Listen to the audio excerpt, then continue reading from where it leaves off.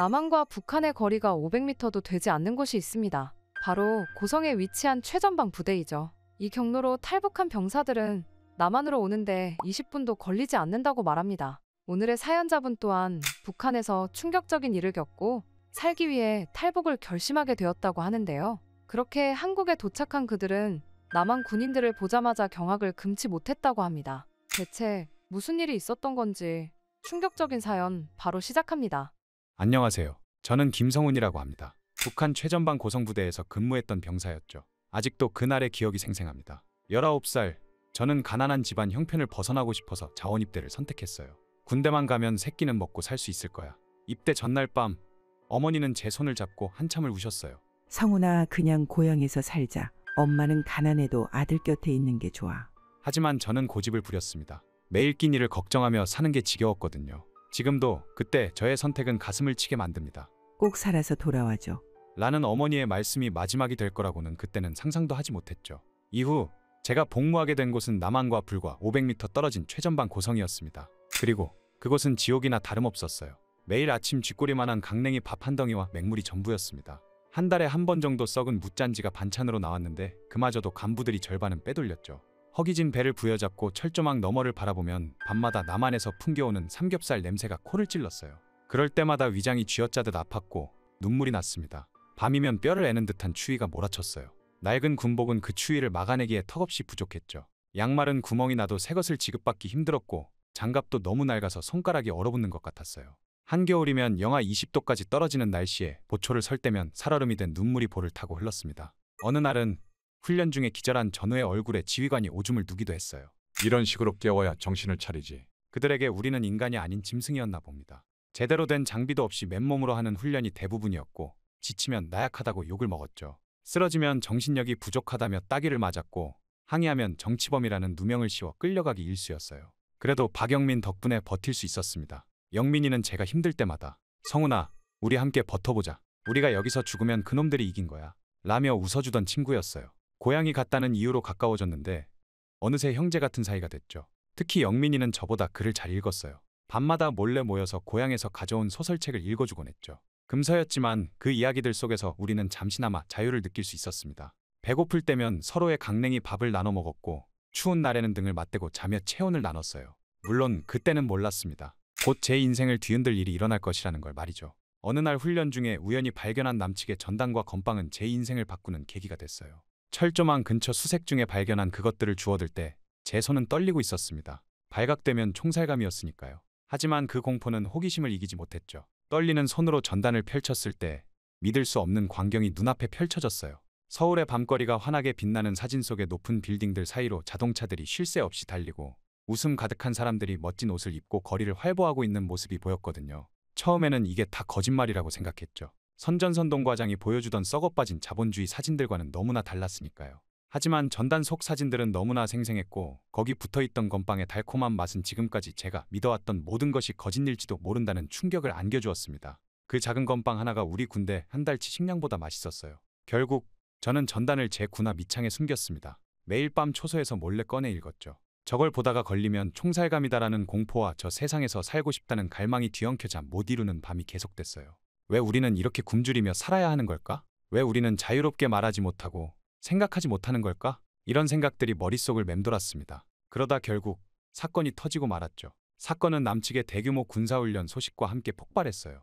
부대에 긴급 대치 명령이 내려졌고 우리는 72시간 연속 비상근무에 들어갔습니다. 새벽 3시 갑자기 울린 비상사이렌 소리에 모두가 총을 들고 뛰쳐나왔죠. 숨 돌릴 틈도 없이 최전방으로 투입됐습니다. 잠도 제대로 못 자고 식사도 제때 못하면서 총을 들고 있어야 했어요. 밤새 내린 눈은 무릎까지 쌓였고 영하 20도의 강추위에 군화 속발가락이 뒤틀리는 것 같았습니다. 얼어붙은 손가락은 제대로 움직이지도 않았죠.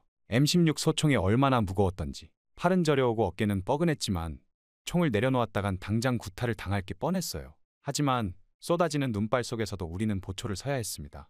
눈보라가 휘몰아치는 와중에도 망원경으로 남쪽을 주시해야 했죠. 눈꺼풀이 얼어붙는 것 같았고 의식은 점점 혼미해져 갔어요. 졸음이 쏟아질 때면 뺨을 꼬집고 입술을 깨물며 버텼습니다. 옆 초소의 전우는 졸았다가 발각되어 영하의 날씨에 얼음물 세례를 받았다고 하더군요. 그러던 세 번째 날 새벽 영민이가 갑자기 쓰러졌어요. 사흘 동안 제대로 된 휴식도 없이 보초를 서다가 탈진한 거였죠. 얼어붙은 군복에 몸이 덜덜 떨리는 영민이를 안아보니 체온이 너무 낮았습니다. 물 좀 주세요. 성훈아, 너무 추워. 영민이의 마지막 말이 아직도 귓가에 맴돕니다. 지휘관은 쓰러진 영민이를 발로 걷어찼어요. 이런 나약한 새끼는 죽어야 정신을 차리지. 이래서 너희 같은 천민들은 군대도 못 견디는 거야. 저는 영민이의 차가워져가는 몸을 부둥켜 안은 채 살려달라고 애원했습니다. 제발 의무실에만이라도 데려가게 해주세요. 영민이가 죽어갑니다. 하지만 돌아온 건 따귀뿐이었어요. 너도 똑같이 될래? 아니면 정치범 수용소에 가고 싶어? 협박과 함께 당직실로 끌려갔고 그 사이 영민이는 혼자 눈밭에서 숨을 거뒀습니다. 마지막으로 본 영민이의 얼굴에는 눈물이 얼어붙어 있었어요. 그렇게 영민이의 시신은 다음날 아침까지 그대로 방치됐습니다. 본보기로 놔두라. 이런 나약한 놈들이 어떻게 되는지 똑똑히 봐둬라. 라는 지휘관의 명령이었어요.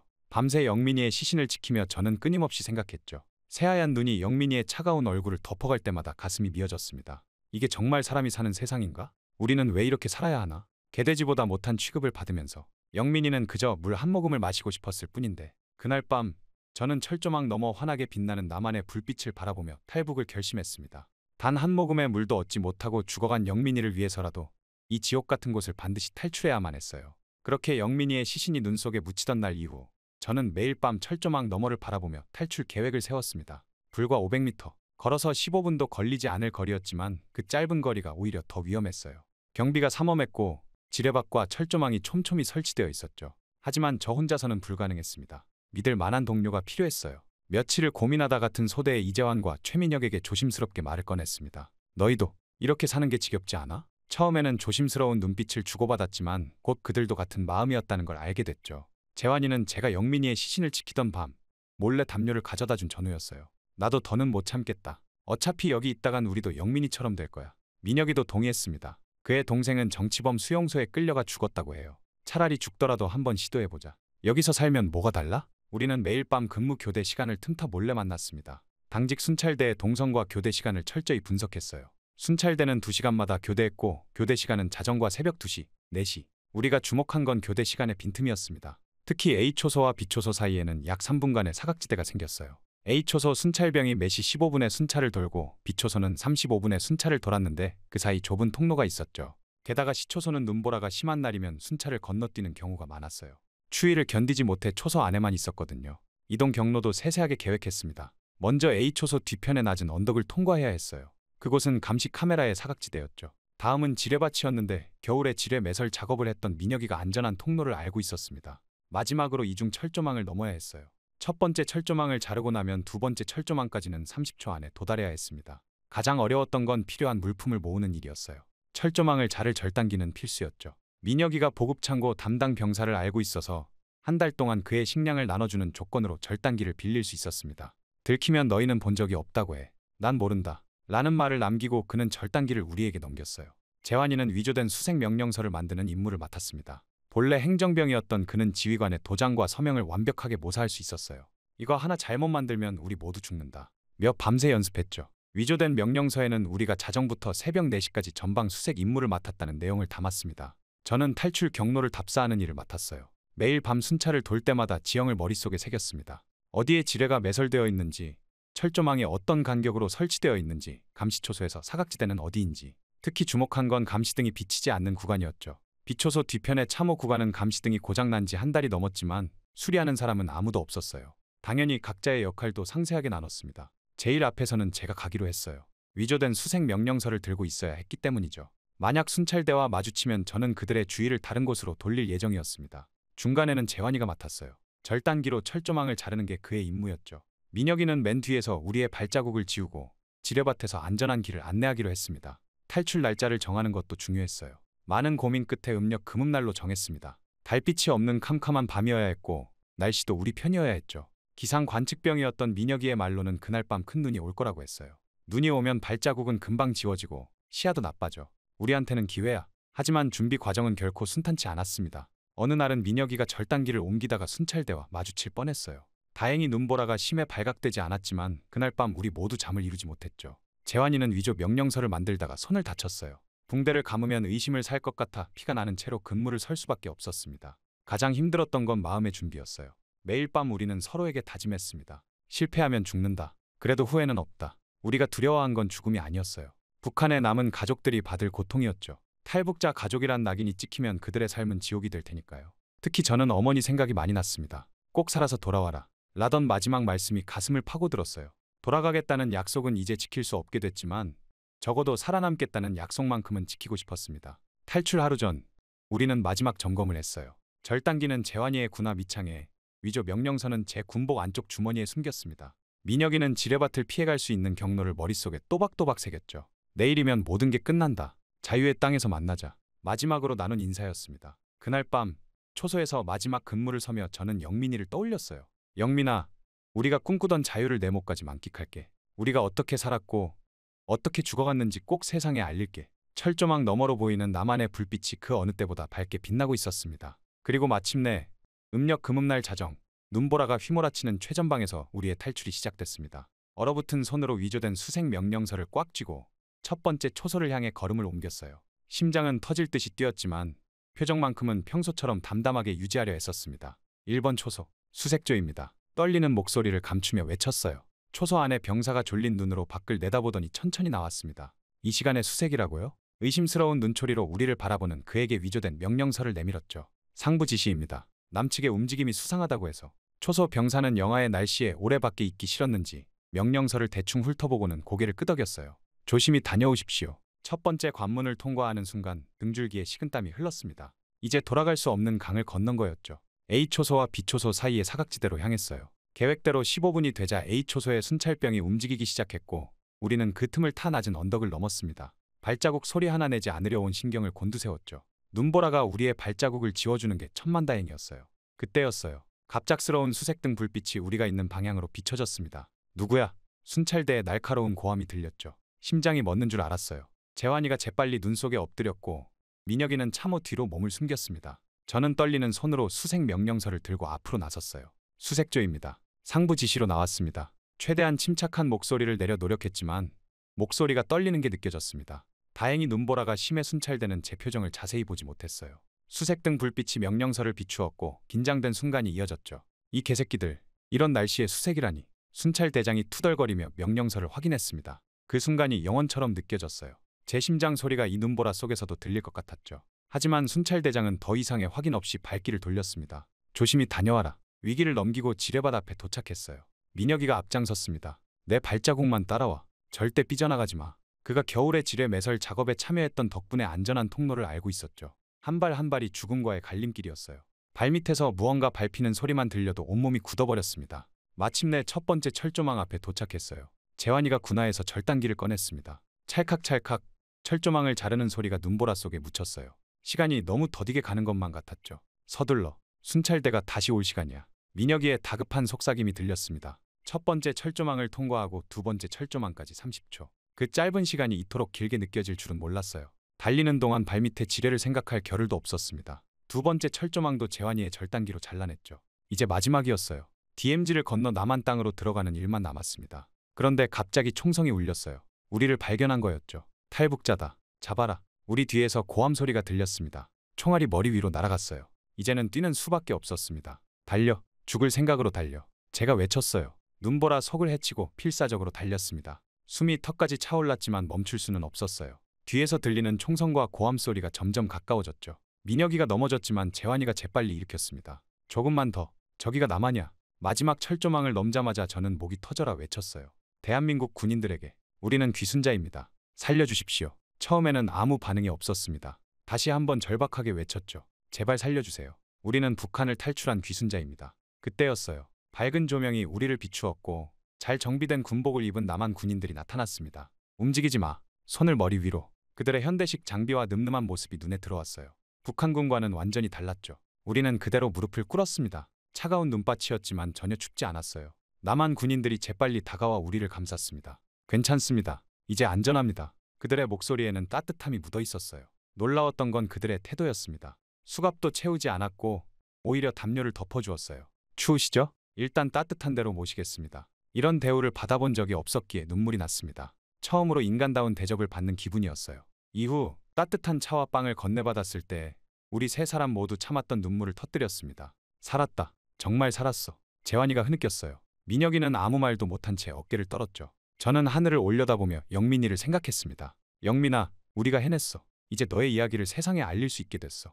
자유를 얻기까지 걸린 시간은 고작 30분. 500m의 죽음의 문을 통과하는데 걸린 시간치고는 짧다고 할 수 있겠죠. 하지만 그 30분은 우리의 인생에서 가장 길고도 짧은 시간이었습니다. 그 순간들이 끝나고 나서야 비로소 실감이 났어요. 우리는 이제 진짜 자유를 얻었다는 것을, 더 이상 거짓된 삶을 살지 않아도 된다는 것을. 이후 남한 군인들의 호의를 받으며 군용 차량에 탑승했을 때 마치 꿈을 꾸는 것만 같았습니다. 서울로 가는 길입니다. 국정원에서 여러분을 기다리고 계세요. 남한 장교가 다정하게 말을 건넸어요. 그의 말투에는 위협이나 명령이 아닌 배려가 담겨 있었습니다. 저는 옆자리에 재환이와 민혁이를 바라봤어요. 모두가 같은 생각을 하고 있는 듯했죠. 이게 정말 현실일까? 차량 창문 너머로 보이는 광경에 숨이 막혔습니다. 끝없이 펼쳐진 불빛의 물결. 전단에서 보았던 것보다 훨씬 더 찬란하고 아름다웠어요. 북한에서는 밤이 되면 칠같이 어두웠는데 이곳은 밤에도 대낮처럼 환했습니다. 새벽녘 차가 국정원 청사에 도착했어요. 건물에 들어서는 순간 깨끗하고 반짝이는 바닥이 눈에 들어왔습니다. 형광등 불빛이 환하게 비치는 복도는 북한 군부대의 어두침침하고 냄새나는 통로와는 비교도 할 수 없었죠. 처음 안내받은 곳은 의무실이었어요. 먼저 건강검진을 받으시고 따뜻한 식사 후에 조사를 시작하겠습니다. 담당자의 말에 우리는 어리둥절했습니다. 북한이었다면 당장 신문부터 했을 텐데. 의사는 친절하게 우리를 검진했어요. 동상에 걸린 발가락을 치료해주고 영양실조 상태도 꼼꼼히 체크했습니다. 이어서 안내받은 식당에서는 생전 처음 보는 음식들이 기다리고 있었어요. 하얀 쌀밥과 따뜻한 국, 고기 반찬까지. 북한에서는 상상조차 할 수 없었던 식사였죠. 천천히 드세요. 더 필요하시면 말씀해 주세요. 그 말에 저도 모르게 눈물이 났습니다. 단순히 배가 고파서가 아니었어요. 처음으로 인간다운 대접을 받는 것 같았거든요. 식사 후에 시작된 조사는 제가 예상했던 것과는 완전히 달랐습니다. 조사실은 따뜻했고 부드러운 의자도 있었어요. 조사관은 위압적이지 않았고 오히려 친절했죠. 힘드시겠지만 천천히 이야기해 주세요. 서두르실 필요 없습니다. 저는 모든 것을 털어놓았어요. 북한에서의 비참했던 생활, 영민이의 죽음, 탈북 과정까지. 이야기하는 동안 여러 번 눈물이 났지만 조사관은 인내심 있게 기다려주었습니다. 많이 힘드셨겠네요. 그의 진심 어린 위로에 마음이 따뜻해졌어요. 특히 놀라웠던 건 조사 중간중간 보여준 나만의 모습이었습니다. TV에서는 자유롭게 정부를 비판하는 뉴스가 나왔어요. 북한에서는 상상도 할 수 없는 광경이었죠. 길거리 영상에서는 사람들이 자유롭게 옷을 입고 하고 싶은 말을 하며 살아가고 있었습니다. 여러분도 이제 이런 자유를 누리실 수 있습니다. 조사관의 말에 가슴이 벅차올랐어요. 재환이는 울면서 말했죠. 이게 꿈이 아닌가요? 민혁이도 연신 고개를 저으며 믿기지 않는다고 했습니다. 저녁이 되자 각자 따뜻한 침대가 있는 방으로 안내받았어요. 깨끗한 이불과 포근한 베개. 군대에서 딱딱한 침상에서 자던 것과는 비교도 할 수 없었죠. 샤워실에서는 뜨거운 물이 무제한으로 나왔어요. 북한에서는 겨울에 냉수로 씻어야 했는데 이곳에서는 따뜻한 물로 마음껏 씻을 수 있었습니다. 창문 너머로 보이는 서울의 야경은 더욱 놀라웠어요. 저기 보이는 게 남산타워입니다. 담당자의 설명을 들으며 창밖을 바라봤죠. 높이 솟은 빌딩들, 끝없이 이어지는 불빛들.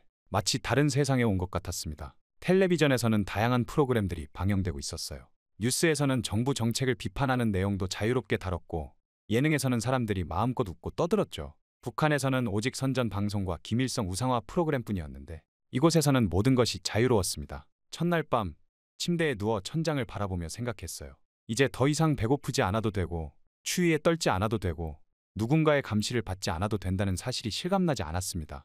옆방의 재환이와 민혁이도 같은 기분이었을 거예요. 잠들기 전 북에 두고 온 어머니가 생각났습니다. 어머니, 이곳에는 정말 자유가 있어요. 제가 꿈꾸던 그 자유가. 눈물이 베개를 적셨지만 이번에는 슬픔의 눈물이 아니었어요. 새로운 삶에 대한 설렘과 희망의 눈물이었습니다. 창밖으로 들리는 도시의 소음, 따뜻한 온기가 감도는 방, 포근한 이불. 모든 것이 낯설었지만 이상하게도 마음은 편안했어요. 이제 더 이상 도망치지 않아도 되고 숨지 않아도 되고 거짓말하지 않아도 된다는 사실이 가슴 깊이 와닿았습니다. 영민아, 내가 그토록 바라던 자유의 땅에 우리가 드디어 도착했어. 마지막 생각과 함께 저는 생전 처음으로 편안한 잠에 빠져들었습니다. 이제 진정한 새로운 삶이 시작되는 거겠죠. 국정원에서의 조사가 끝나고 한 달 후 우리는 하나원으로 이동했습니다. 경기도 안성에 있는 하나원은 탈북민들의 남한 사회 정착을 돕는 시설이라고 했어요. 처음 도착했을 때가 아직도 생생합니다. 봄 기운이 완연한 날이었죠. 하나원 앞마당에는 벚꽃이 만발해 있었어요. 북한에서도 봄꽃은 피었지만 이곳의 꽃들은 더욱 자유롭고 평화롭게 보였습니다. 앞으로 12주 동안 이곳에서 지내게 됩니다. 담당 선생님의 설명을 들으며 우리는 각자의 방으로 안내받았어요. 놀라웠던 건 시설의 깨끗함이었습니다. 2인 1실의 방에는 에어컨도 있었고 온수도 24시간 나왔죠. 물을 아껴 써야 하는 거 아닌가요? 제가 조심스레 물었더니 선생님이 웃으며 대답하셨어요. 걱정 마세요. 마음껏 쓰셔도 됩니다. 첫날부터 우리는 충격의 연속이었습니다. 식당에서는 쌀밥을 무제한으로 제공했어요. 북한에서는 상상도 할 수 없었던 일이었죠. 반찬도 매일 다양하게 나왔습니다. 이게 다 공짜인가요? 민혁이가 놀라서 물었더니 당연하죠. 배고프시면 더 드세요. 라는 답이 돌아왔어요. 매일의 일과는 신기한 것들의 연속이었어요. 처음으로 컴퓨터를 배웠는데 마우스를 잡는 것조차 어색했습니다. 이걸로 전 세계 사람들과 대화할 수 있다고요? 인터넷의 개념을 처음 들었을 때는 믿기지 않았죠. 북한에서는 내부 인트라넷만 있었는데 이곳에서는 전 세계의 정보를 자유롭게 볼 수 있다는 게 놀라웠어요. 재환이는 유튜브에 푹 빠졌습니다. 성훈아, 이거 봐. 세상에는 이런 것도 있대. 매일 새로운 영상을 발견할 때마다 어린아이처럼 좋아했죠. 민혁이는 뉴스 보는 걸 즐겼어요. 언론이 정부를 자유롭게 비판하고 시민들이 거리에서 시위하는 모습을 보며 감탄했습니다. 경제 교육 시간에는 더 큰 충격을 받았어요. 한 달 월급이 북한 돈으로 수십 년은 모아야 할 금액이었죠. 자본주의 경제가 어떻게 돌아가는지, 은행은 어떻게 이용하는지, 카드는 어떻게 쓰는지 모든 게 새로웠습니다. 문화 충격도 컸어요. 나만의 드라마를 보며 배우는 수업이 있었는데 처음에는 그들의 말투나 행동이 낯설었습니다. 하지만 점점 익숙해지면서 재미있어졌죠. 학생들이 선생님과 토론도 하고 자기 의견도 자유롭게 말하네요. 학교 장면이 나올 때마다 놀라웠어요. 가장 인상 깊었던 건 하나원 옥상에서 본 야경이었습니다. 어느 날 저녁 담당 선생님이 우리를 옥상으로 데려갔어요. 이제 곧 여러분도 저기서 살게 될 겁니다. 끝없이 펼쳐진 불빛의 물결을 보며 저도 모르게 눈물이 흘렀습니다. 북한에서는 늘 어둠 속에서 살았어요. 해가 지면 한치 앞도 보이지 않았죠. 전기가 들어오는 건 하루에 2~3시간이 전부였고 그마저도 불안정했습니다. 하지만 이곳의 밤은 달랐어요. 마치 별들이 땅으로 내려온 것 같았죠.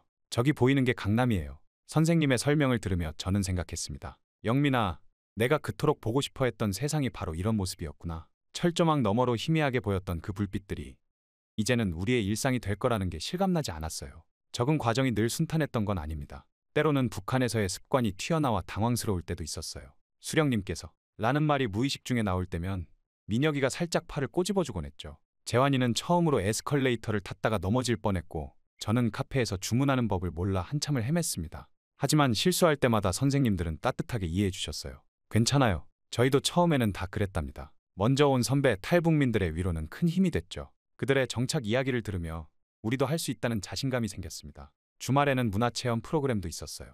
처음으로 영화관에 가서 본 영화, 놀이공원에서 탄 놀이기구, 대형마트에서 본 수많은 상품들. 모든 경험이 신선한 충격이었습니다. 이렇게 많은 물건들이 있다니. 이게 다 진짜인가요? 특히 기억에 남는 건 처음 먹어본 피자였어요. 북한에서는 상상도 못했던 맛이었죠. 이런 게 음식이라고? 민혁이가 한 조각을 먹고는 놀라서 눈이 커졌던 모습이 아직도 생생합니다. 재환이는 아이스크림을 처음 먹고는 이렇게 달콤한 게 세상에 있다니 라며 감탄했죠. 시간이 지날수록 우리는 조금씩 변화하고 있었어요. 말투도 자연스러워지고 나만의 문화도 이해하게 됐죠. 무엇보다 표정이 밝아졌다고 선생님들이 말씀하셨습니다. 더 이상 누군가의 감시를 받지 않아도 되고 자유롭게 생각하고 말할 수 있다는 사실이 우리를 변화시켰나 봐요. 하나원 생활을 하면서 우리는 꿈을 꾸기 시작했습니다. 저는 대학에 가고 싶었고 재환이는 요리사가 되고 싶다고 했어요. 민혁이는 컴퓨터 프로그래머를 목표로 삼았죠. 북한에서는 감히 꿈꾸지 못했던 것들이었습니다. 이제 곧 하나원을 나가 실제 남한 사회로 진입하게 됩니다. 두렵기도 하지만 설렘이 더 큽니다. 이곳에서 배운 모든 것들이 새로운 삶의 밑거름이 될 거예요. 자유의 땅에서 시작할 새로운 삶. 그 첫걸음을 위해 우리는 오늘도 열심히 공부하고 있습니다. 하나원을 수료하던 날, 재환이와 민혁이는 각자의 길을 선택했습니다. 재환이는 요리학교에 등록했고 민혁이는 IT 학원을 다니기로 했어요. 저는 대학 입시를 준비하기로 했습니다. 성훈아, 꼭 성공해서 보자. 서로를 안아주며 각자의 꿈을 향해 발걸음을 내딛었죠. 처음에는 두려웠어요. 23살의 나이에 고등학교 검정고시부터 시작해야 했으니까요. 하지만 북한에서의 고통스러운 기억들이 저를 밀어주는 힘이 됐습니다. 특히 영민이의 마지막 모습은 제가 포기하고 싶을 때마다 떠오르는 원동력이었어요. 밤낮 없이 공부했습니다. 한국사, 영어, 수학, 모든 게 생소했지만 하나하나 극복해 나갔어요. 탈북민 지원센터의 선생님들이 많이 도와주셨죠. 성훈 씨가 이루고자 하는 꿈이 정말 의미 있어요. 꼭 성공하실 거예요. 그분들의 격려가 큰 힘이 됐습니다. 검정고시에 합격하고 드디어 대학 입시에 도전했어요. 제가 선택한 전공은 국제관계학이었습니다. 왜 그걸 선택했냐고요? 철조망 너머 자유를 보며 살았던 경험, 그리고 그 자유를 찾아 목숨을 걸었던 순간들. 그 모든 경험이 저를 이끌었기 때문이에요. 대학 생활은 새로운 도전의 연속이었습니다. 처음에는 수업을 따라가기가 너무 힘들었어요. 영어로 된 전공 서적을 읽는 것도 발표를 하는 것도 쉽지 않았죠. 하지만 교수님들과 동기들은 제 상황을 이해해 주었고 많은 도움을 주었습니다. 특히 통일외교 수업은 저에게 깊은 울림을 주었어요. 분단의 아픔을 직접 경험한 사람으로서 여러분은 어떻게 생각하시나요? 교수님의 질문에 처음으로 제 이야기를 했습니다. 영민이의 죽음, 필사적인 탈북 과정 그리고 자유를 찾아온 이유까지. 강의실은 깊은 침묵에 빠졌고 많은 학생들이 눈물을 흘렸어요. 그날 이후로 저는 더 자주 제 경험을 나누기 시작했습니다. 통일 NGO에서 자원봉사를 하며 탈북 청소년들을 만났어요. 그들의 이야기를 들으며 제 과거를 떠올렸고 그들이 겪는 어려움을 누구보다 잘 이해할 수 있었죠. 형, 저도 정말 외로워요. 여기 사람들은 저를 이해 못하는 것 같아요. 한 탈북 청소년의 말에 저는 그를 꼭 안아주었습니다. 나도 그랬어. 하지만 여기서 우리는 진짜 꿈을 꿀 수 있어. 포기하지 마. 그들과 함께 울고 웃으며 저는 제가 해야 할 일이 무엇인지 더욱 선명히 깨달았어요. 대학원에 진학해서는 더 깊이 있는 연구를 시작했어요. 북한 이탈 주민의 성공적인 정착 방안이라는 주제로 논문을 썼죠. 밤새워 자료를 찾고 인터뷰를 하고 분석하는 과정이 힘들었지만 보람 있었습니다. 제 연구가 누군가의 삶을 조금이라도 더 나아지게 할 수 있다는 희망이 있었으니까요. 재환이와 민혁이도 각자의 자리에서 잘 지내고 있었어요. 재환이는 유명 레스토랑의 셰프가 되었고 민혁이는 IT 회사에 취직했죠. 가끔 만나면 우리는 그날의 이야기를 나눕니다. 500m의 죽음의 문을 넘어온 그날, 영민이를 떠올리며 흘렸던 눈물, 그리고 지금 우리가 이뤄낸 것들까지. 어느 날 한 통일 포럼에서 연설할 기회가 있었어요. 저는 꿈이 있습니다. 통일 외교관이 되어 이 한반도에 진정한 평화를 가져오는 것입니다. 제가 직접 경험했듯이 북한 주민들은 지금도 자유를 갈망하고 있습니다. 우리가 그들에게 희망이 되어야 합니다. 지금 저는 외교부 통일교류과 시험을 준비하고 있어요. 쉽지 않은 길이라는 걸 알지만 멈출 수 없습니다. 영민이의 죽음, 북에 두고 온 어머니, 그리고 아직도 자유를 갈망하는 수많은 북한 주민들. 그들을 위해 제가 할 수 있는 일을 해야 해요. 때로는 북한에서의 기억이 악몽처럼 찾아옵니다. 하지만 그때마다 제가 이룬 것들을 떠올려 봅니다. 자유를 찾아 죽음의 문을 넘어왔고 새로운 삶을 시작했고 꿈을 향해 한 걸음씩 나아가고 있죠. 이제는 제가 다른 이들에게 희망이 되어야 할 차례입니다. 창밖으로 서울의 밤거리가 빛납니다. 북한에서 철조망 너머로 보았던 그 불빛들이 이제는 제 일상이 되었어요. 이 빛나는 자유가 언젠가는 북녘 하늘에도 가득하기를. 그날이 올 때까지 저는 계속해서 노력할 것입니다. 통일 외교관이라는 꿈을 향해, 한반도의 평화를 위해, 그리고 영민이의 목까지 자유를 누리며 살아가기 위해. 저의 이야기는 이렇게 끝이 나지만 저희 새로운 이야기는 이제 시작입니다. 제 이야기를 끝까지 들어주셔서 감사합니다. 부디 구독자님들의 가정에도 항상 평화가 깃들기를 바랍니다. 북한의 군사분계선 인근에는 160여 개의 경계초소가 운영되고 있다는 사실 알고 계셨나요? 이는 한국의 3배나 되는 수치이죠. 더 놀라운 것은 그 이유가 남한 경계가 아닌 급증하는 탈북을 막기 위함이라고 하는데요. 현재 북한은 최전방에서 반란이 연이어 일어나고 있을 정도로 열악한 상황이라고 합니다. 영양실조로 죽는 것은 물론 동상으로 인해 손과 발이 성한 사람이 없을 정도라고 하죠. 오늘의 사연자분 또한 북한에서 끔찍한 일을 겪고 살기 위해 목숨을 걸고 DMZ를 건너왔다고 하는데요. 대체 무슨 일이 있었던 건지 오늘의 충격적인 사연 바로 시작합니다. 안녕하세요. 저는 강진우라고 합니다. 한때 DMZ 인근의 평강 제5군단에서 복무를 했었죠. 아직도 그날의 기억이 생생합니다. 처음으로 남한을 감시했던 날이 말이죠. 실수라도 했다간 정치범 수용소행이라는 걸 잘 알았기에 저는 숨소리도 내지 않으며 조심스럽게 고지대에 올랐죠. 망원경으로 남쪽을 살피는데 순간 손이 덜덜 떨리기 시작했습니다. 그동안 배워온 헐벗고 굶주린 남조선과는 다른 믿을 수 없는 광경이 펼쳐져 있었기 때문이죠. 도로를 따라 끝없이 이어지는 등불들, 건물마다 환하게 비치는 창문들까지. 저도 모르게 망원경을 내렸다가 다시 눈에 갖다 댔어요. 혹시 제가 잘못 본 건가 싶어서였죠. 그 순간 얼마 전 저희 부대 일들이 떠올랐습니다. 이등병 하나가 영양실조로 죽었는데 시체에 뼈만 남아있었거든요. 게다가 동상으로 동료가 발가락 3개를 자른 일도 있었어요. 그래도 우는 소리 한 번 내지 못했습니다. 그런데 지금 제 눈앞에 펼쳐진 세상은 달랐습니다. 밤에도 불이 꺼지지 않는다니 정말 다른 삶을 살고 있는 걸까? 그날 이후로 제 일상은 완전히 달라졌습니다. 매일 반복되는 고된 훈련 속에서도 그 반짝이는 빛들이 자꾸만 떠올랐어요. 하지만 그때는 몰랐습니다. 이건 시작일 뿐이라는 사실을 말이죠. 일주일 뒤 부대에는 평소와 다르게 긴장된 분위기가 감돌았어요. 지휘관의 얼굴은 핏기가 없었고 보위부 요원들이 평소보다 2배나 많이 나와 있었죠. 어젯밤 7군단에서 반란이 일어났다. 지휘관의 목소리가 울려 퍼진 순간 모든 병사들의 숨소리가 멎었습니다. 말도 안 되는 일이었어요. 북한군에서 반란이라니. 하지만 이어지는 이야기는 더욱 충격적이었어요. 굶주린 병사들이 감히 우리의 위대한 체제에 반기를 들었다. 지휘관은 이를 갈며 외쳤어요. 하지만 모두 진압되었고 반역자들은 이제 자신들의 배신이 얼마나 끔찍한 대가를 부르는지 깨닫게 될 것이다. 그날 저녁 우리는 강당에 모여 반란군 처벌 영상을 봐야 했습니다. 누군가 고개를 돌리기라도 하면 곧바로 막대기로 머리를 내리쳤죠. 영상이 시작되자 강당 안은 얼어붙었습니다. 태형으로 살점이 떨어져 나간 등짝, 고문으로 부러진 손가락들, 참혹한 비명소리가 귓속으로 파고들었어요. 그때 옆자리에 박승훈이 손을 부들부들 떨고 있는 게 보였습니다. 승훈이는 제 동기이자 가장 친한 친구였죠. 그의 얼굴은 창백하게 질려 있었어요. 앞줄에 한 병사는 기절했지만 아무도 그를 부축할 수 없었습니다. 이것이 바로 체제에 대항하는 자들의 최후다. 지휘관의 외침이 강당에 울려 퍼졌어요. 잘 봐라. 이게 바로 너희들 모두의 미래가 될 수 있다. 그날 이후 부대의 분위기는 완전히 달라졌습니다. 하루 16시간이던 훈련이 18시간으로 늘어났어요. 잠을 잘 시간도 부족했지만 누구도 불평할 수 없었죠. 지휘관들의 감시는 그림자처럼 우리를 따라다녔습니다. 너희들 중에도 배신자가 있을지 모른다. 매일 아침 지휘관은 이렇게 외치며 우리를 협박했어요. 사소한 실수에도 처벌이 이어졌습니다. 군화 광이 조금만 덜 나도 체력 단련 2시간, 거수경례가 조금만 늦어도 밤새 총 들고 서 있기. 특히 식사 시간의 감시가 더욱 삼엄해졌어요. 썩은 옥수수 몇 줌뿐인 배급을 받으면서도 감사하다는 말을 해야 했죠. 승훈이의 얼굴이 날이 갈수록 헬쑥해져 갔습니다. 어머니가 아프다던데 월급을 보내지 못해 약을 구하지 못한다고 했어요. 그러던 어느 날 밤이었습니다. 배고픔을 이기지 못한 승훈이가 식당 창고에서 옥수수를 몰래 가져가다 발각됐어요. 불과 한 움큼의 옥수수알. 하지만 지휘관의 분노는 끔찍했습니다. 지휘관은 승훈이를 마구 구타했어요. 감히 인민군의 식량을 훔치다니. 이건 조국에 대한 배신이다. 저는 그저 멍하니 서서 지켜볼 수밖에 없었습니다. 승훈이의 비명이 밤 공기를 가르며 울려 퍼졌어요. 멈춰달라고.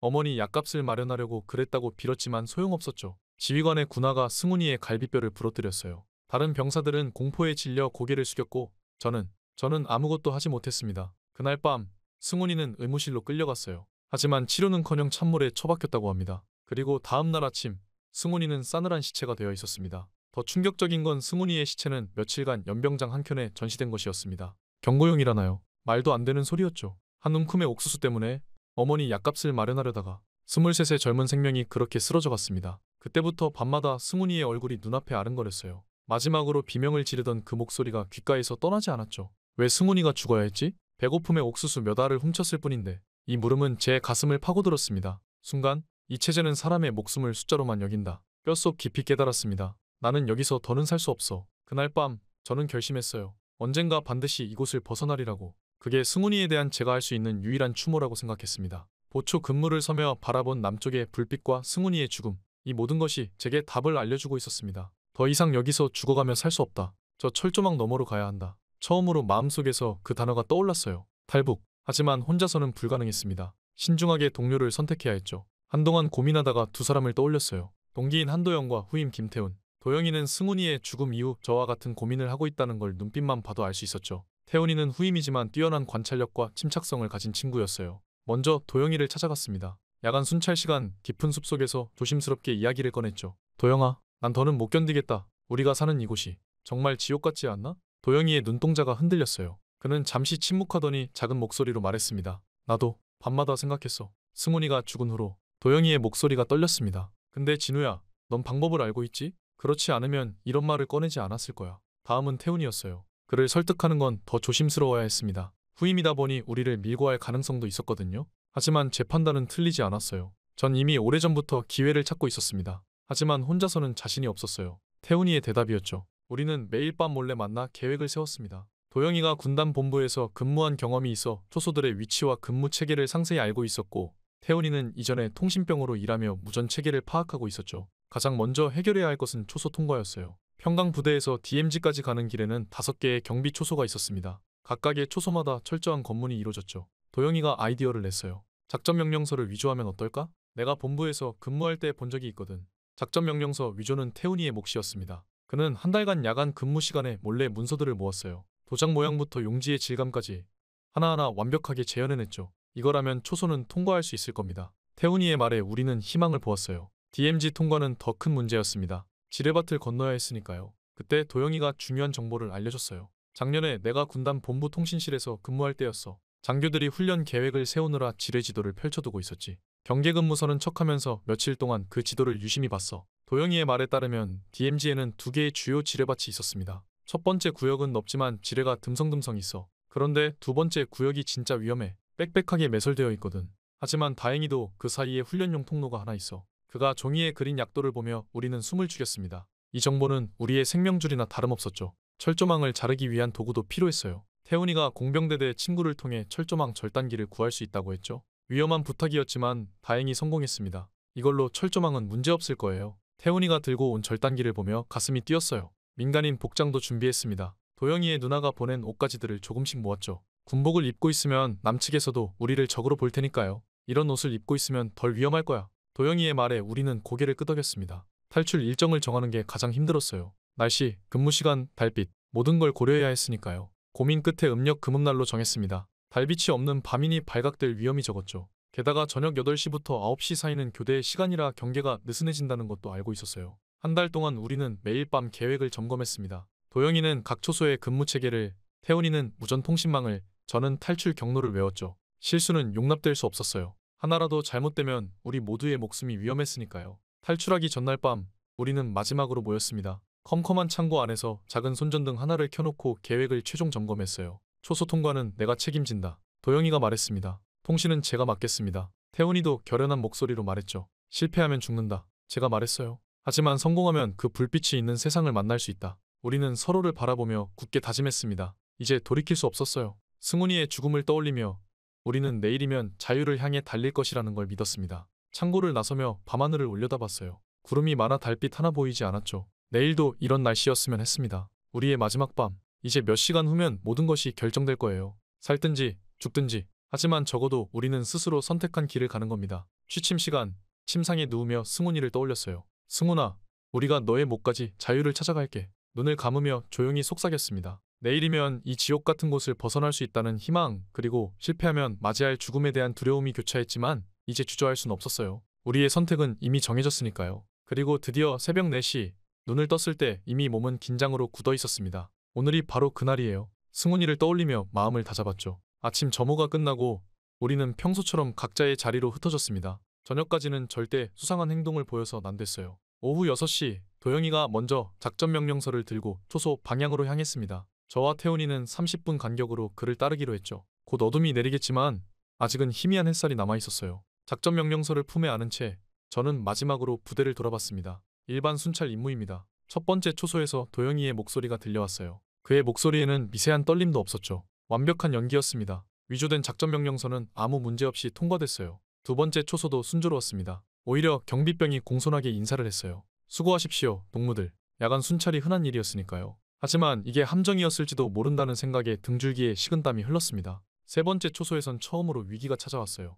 야간 순찰이 오늘 예정이 없는데요? 경비병이 의심스러운 눈초리로 물었습니다. 태훈이가 재빨리 대응했죠. 갑작스러운 상부 지시입니다. 여기 작전 명령서에 다 적혀있지 않습니까? 잠시 긴장된 침묵이 흘렀어요. 경비병이 작전 명령서를 꼼꼼히 살펴보는 동안 제 심장은 터질 듯이 뛰었습니다. 알겠습니다. 통과하십시오. 그의 말에 안도의 한숨을 내쉬려는 찰나 더 큰 고비가 기다리고 있었죠. 네 번째 초소의 경비병은 다른 이들과 달랐어요. 작전 명령서를 보자마자 의심스러운 기색을 보였습니다. 잠시만 기다리십시오. 상부에 확인해 보겠습니다. 그가 전화기를 들자 우리의 심장이 멎는 것 같았어요. 그때였습니다. 도영이가 재빨리 무전기를 꺼냈어요. 태훈이의 특기가 빛을 발하는 순간이었죠. 여기는 군단본부. 네 번째 초소 응답하라. 태훈이가 완벽하게 상부 통신을 가로챘습니다. 작전 명령 확인됐다. 즉시 통과시켜라. 경비병은 잠시 당황한 기색을 보이더니 이내 고개를 끄덕였어요. 통과하십시오. 우리는 안도의 한숨을 내쉬며 발걸음을 옮겼습니다. 하지만 등 뒤로 느껴지는 그의 시선이 불편했어요. 마지막 초소는 의외로 쉽게 통과했습니다.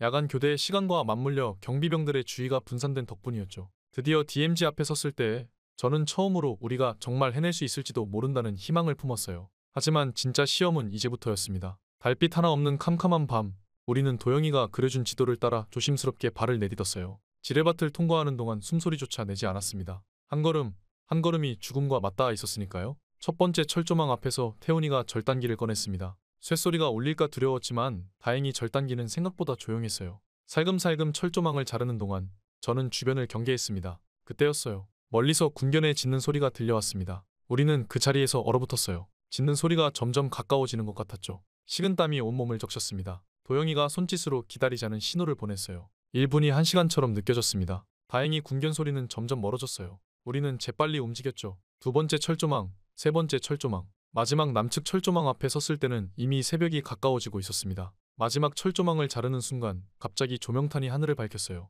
북측에서 발사한 경계 조명탄이었습니다. 우리는 재빨리 땅바닥에 엎드렸죠. 심장이 터질 것 같았어요. 조명탄이 떨어지고 나서야 우리는 다시 움직일 수 있었습니다. 마침내 철조망을 통과했을 때 저는 온몸에 힘이 빠지는 것을 느꼈어요. 하지만 아직 끝이 아니었습니다. 남측 초병들이 우리를 적으로 오인할 수도 있었으니까요. 저는 용기를 내어 목소리를 높였습니다. 귀순자입니다. 북한에서 왔습니다. 순간 남측 초병들의 강한 조명이 우리를 비췄어요. 움직이지 마시오. 손을 머리 위로. 우리는 지시대로 움직였습니다. 남측 군인들이 조심스럽게 다가왔어요. 진정하세요. 이제 안전합니다. 남측 군인의 말에 저도 모르게 눈물이 흘렀어요. 도영이와 태훈이도 울고 있었습니다. 우리는 서로를 부둥켜 안았어요. 해냈습니다. 정말 해냈어요. 철조망 너머로 보이는 도시의 불빛이 그 어느 때보다 찬란하게 빛났습니다. 승훈아, 보고 있니? 우리가 해냈어. 이제 우리는 자유의 땅을 밟았어. 마음속으로 속삭이며 저는 새로운 삶을 향한 첫 발걸음을 내딛었습니다. 군용 차량이 남측 부대에 도착했을 때 제 눈을 의심할 수밖에 없었습니다. 늦은 시간인데도 부대 전체가 환하게 밝혀져 있었거든요. 북한에서는 상상도 못할 광경이었죠. 차에서 내리자 깔끔한 제복을 입은 남한 군인들이 우리를 맞이했습니다. 이쪽으로 오시죠. 중위로 보이는 군인이 공손하게 말을 걸었어요. 그의 군복은 우리가 입었던 것과는 완전히 달랐습니다. 구김 하나 없이 깔끔했고 부츠는 반들반들 광이 났죠. 군기가 빡빡할 거라는 예상과 달리 군인들의 표정에는 여유가 있었어요. 부대 안으로 들어서자 더 큰 충격이 밀려왔습니다. 넓은 복도는 따뜻했고 벽에는 군인들의 밝은 모습을 담은 사진들이 걸려 있었어요. 북한에서는 늘 죽을 것처럼 고통스러운 훈련 사진이나 장군님 사진뿐이었는데 잠시 이쪽에서 기다려 주시겠어요? 안내받은 방은 작았지만 깨끗했습니다. 바닥에는 카펫이 깔려 있었고 벽에는 에어컨이라는 것까지 달려 있더군요. 우리는 그저 멍하니 서 있었어요. 이런 대우를 받을 거라고는 상상도 못했으니까요. 얼마 후 한 병사가 물과 간식을 들고 들어왔습니다. 많이 피곤하실 텐데 드세요. 그가 건넨 과자와 음료수를 보고 저는 눈물이 났어요. 북한에서는 간부급 장교들도 이런 간식은 꿈도 못 꿀 텐데. 새벽이 되자 우리는 국정원으로 이송됐습니다. 그곳에서 맞이한 조사실은 제가 알던 조사실과는 전혀 달랐어요. 밝고 깨끗한 사무실 같았죠. 책상과 의자도 편안했고 물도 자유롭게 마실 수 있었습니다. 안녕하세요. 저는 담당 조사관 김민수입니다. 처음 만난 조사관의 인사에 저는 몸을 움츠렸어요. 북한에서 조사란 곳 고문과 폭력을 의미했으니까요. 하지만 그의 따뜻한 미소에 긴장이 조금씩 풀렸습니다. 많이 놀라셨죠? 여기서는 그 누구도 귀하를 해치지 않습니다. 그의 말에 저도 모르게 눈물이 흘렀어요. 도영이와 태훈이도 울고 있었죠. 북한에서 당연하게 여겼던 폭력과 고문이 이곳에서는 존재하지 않는다는 사실이 믿기지 않았습니다. 점심시간 조사관이 건넨 도시락을 보고 우리는 또 한 번 울었어요. 반들반들한 흰쌀밥과 5가지나 되는 반찬들. 북한에서는 장군님 생일날 받는 특별 배급도 이만큼 풍성하지 않았습니다. 천천히 드세요. 더 필요하시면 말씀해 주세요. 조사관의 말에 저는 숟가락을 들 수가 없었어요. 옥수수 몇 알 때문에 목숨을 잃은 승훈이가 떠올라서 이런 도시락을 보면 뭐라고 했을까 생각하니 눈물이 멈추지 않았습니다. 조사는 제가 예상했던 것과 완전히 달랐어요. 고성도, 폭력도, 협박도 없었습니다. 오히려 우리의 건강을 걱정하고 불편한 점은 없는지 수시로 확인했죠. 힘드시면 언제든 말씀하세요. 쉬었다 진행할 수 있습니다. 저녁이 되자 조사관은 우리를 임시 숙소로 안내했어요. 깨끗한 침대와 이불, 화장실이 있는 개인 공간이었죠. 오늘은 푹 쉬세요. 내일 이야기 나눠요. 문이 닫히고 나서야 실감이 났습니다. 감시도, 감청도, 강요도 없는 공간. 창밖으로 보이는 서울의 야경은 압도적이었어요. DMZ에서 봤던 그 불빛이 바로 이것이었군요. 자유와 풍요의 상징이었던 그 빛 속에 제가 서 있다는 게 믿기지 않았습니다. 이제 진짜 자유를 누릴 수 있게 된 걸까요? 옆방의 도영이가 작은 소리로 물었어요. 저는 대답 대신 고개를 끄덕였습니다. 목이 메어서 말이 나오지 않았거든요. 우리가 알던 세상과는 너무나도 다른 곳. 그날 밤 포근한 침대에 누워 생각했습니다. 우리가 알고 있던 모든 것이 거짓이었다는 걸 이곳에 와서야 깨달았어요. 북한의 어둡고 차가운 밤과는 전혀 다른 따뜻하고 밝은 이곳에서 이제 우리는 진정한 삶을 시작할 수 있을 것 같았습니다. 누워서도 한참을 잠들지 못했어요. 오늘 하루 동안 겪은 일들이 꿈만 같았거든요. 남한 군인들의 당당하고 건강한 모습, 따뜻하게 대해주는 조사관들, 깨끗하고 편안한 시설들. 모든 것이 북한과는 정반대였습니다. 방 한쪽에 놓인 TV를 켜보았어요. 우리가 알던 것과는 전혀 달랐죠. 100개가 넘는 채널에서 각양각색의 프로그램이 방송되고 있었습니다. 더 놀라운 건 뉴스에서 정부를 비판하는 내용도 자유롭게 나온다는 거였어요. 북한에서는 상상조차 할 수 없는 일이었죠. 이게 다 실제 상황인가요? 제가 물었더니 조사관은 웃으며 컴퓨터를 켰습니다. 이건 인터넷이라고 하는데 더 놀라실 거예요. 처음 본 인터넷 화면에서 전 세계의 뉴스와 정보를 자유롭게 검색할 수 있다는 게 믿기지 않았어요. 북한에서는 금지된 정보를 본다는 이유만으로도 수용소에 갈 수 있었는데 여기서는 누구나 자유롭게 정보를 찾아볼 수 있어요. 원하는 걸 마음껏 검색해보세요. 조사관의 말에 한동안 키보드 앞에서 망설였습니다. 너무나 신기했지만 한편으로는 두려웠거든요. 하지만 용기를 내어 클릭해보니 정말 새로운 세상이 펼쳐졌습니다. 승훈아, 혼잣말처럼 중얼거렸어요. 내가 이곳을 봤다면 얼마나 좋아했을까. 이불 속에서 훌쩍이는 소리가 새어나왔지만 이번엔 슬픔만은 아니었습니다. 이제는 승훈이의 목까지 이 자유로운 곳에서 힘차게 살아가리라는 다짐이 함께였으니까요. 한 달간의 조사를 마치고 하나원으로 이송되던 날 차창 밖으로 보이는 풍경이 마음을 설레게 했습니다. 이제 정말로 새로운 삶이 시작되는 거예요. 도영이와 태훈이도 같은 마음이었나 봐요. 서로 말은 없었지만 눈빛만 봐도 알 수 있었죠. 하나원은 우리 같은 탈북민들이 남한 사회에 적응하도록 돕는 시설이라고 했어요. 처음 도착했을 때가 기억납니다. 여러분의 새로운 삶을 환영합니다. 현수막을 보는 순간 눈시울이 붉어졌어요. 이곳에 오기까지 그 험난했던 여정이 주마등처럼 스쳐 지나갔거든요.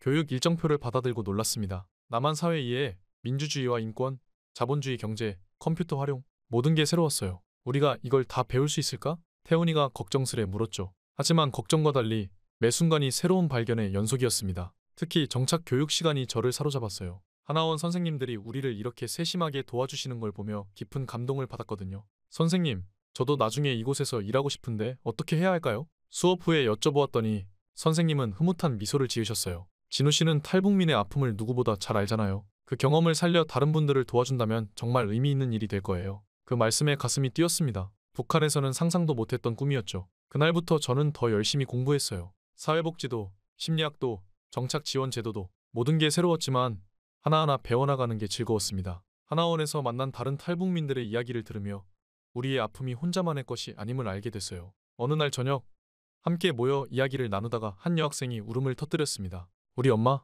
내년에 꼭 데려오고 싶어요. 그 말에 모두가 눈물을 훔쳤죠. 우리가 먼저 잘 정착해서 길을 만들어야 해요. 제가 그렇게 말하자 도영이가 고개를 끄덕였습니다. 맞아.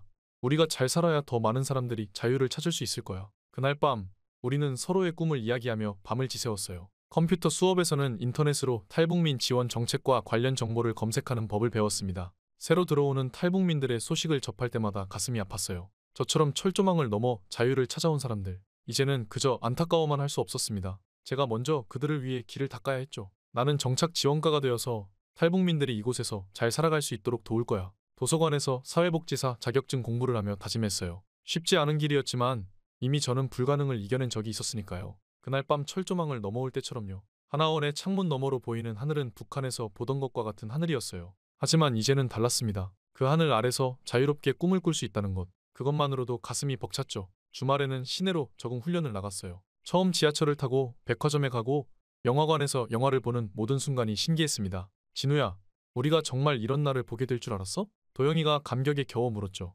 그래요? 이게 바로 자유구나. 가슴 깊이 실감했습니다. 어느 날은 정착 지원 기관에서 오신 분들과 간담회가 있었어요. 그들은 우리의 이야기를 진지하게 들어주었고 더 나은 정착 지원을 위해 조언을 구했습니다. 처음으로 제 목소리가 정책에 반영될 수 있다는 사실에 가슴이 뭉클했어요. 북한에서는 상상도 못할 일이었죠. 그날 내가 철조망을 넘지 않았다면 이 세상을 알지 못했을 것이다. 일기장에 이렇게 적으며 생각했어요. 얼마나 많은 사람들이 아직도 그 철조망 너머에서 진실을 모른 채 살아가고 있을까. 그들에게도 이 자유를 알려주고 싶었습니다. 하나원에서의 마지막 날, 우리는 수료식을 했어요. 3개월이란 시간이 짧게만 느껴졌습니다. 수료증을 받으며 결심했죠. 이제는 제가 도움을 받는 사람이 아니라 도움을 주는 사람이 되어야 한다고. 새로 오는 탈북민들의 정착을 돕는 것, 그것이 제가 할 수 있는 가장 의미 있는 일이라고 믿었습니다. 여러분은 이제 대한민국 국민입니다. 하나원 원장님의 말씀에 모두가 울었어요. 그동안 함께했던 탈북민들과 포옹하며 서로를 격려했죠. 이제 각자의 길을 걸어가겠지만 우리의 마음은 하나였으니까요. 더 나은 미래를 향한 희망으로.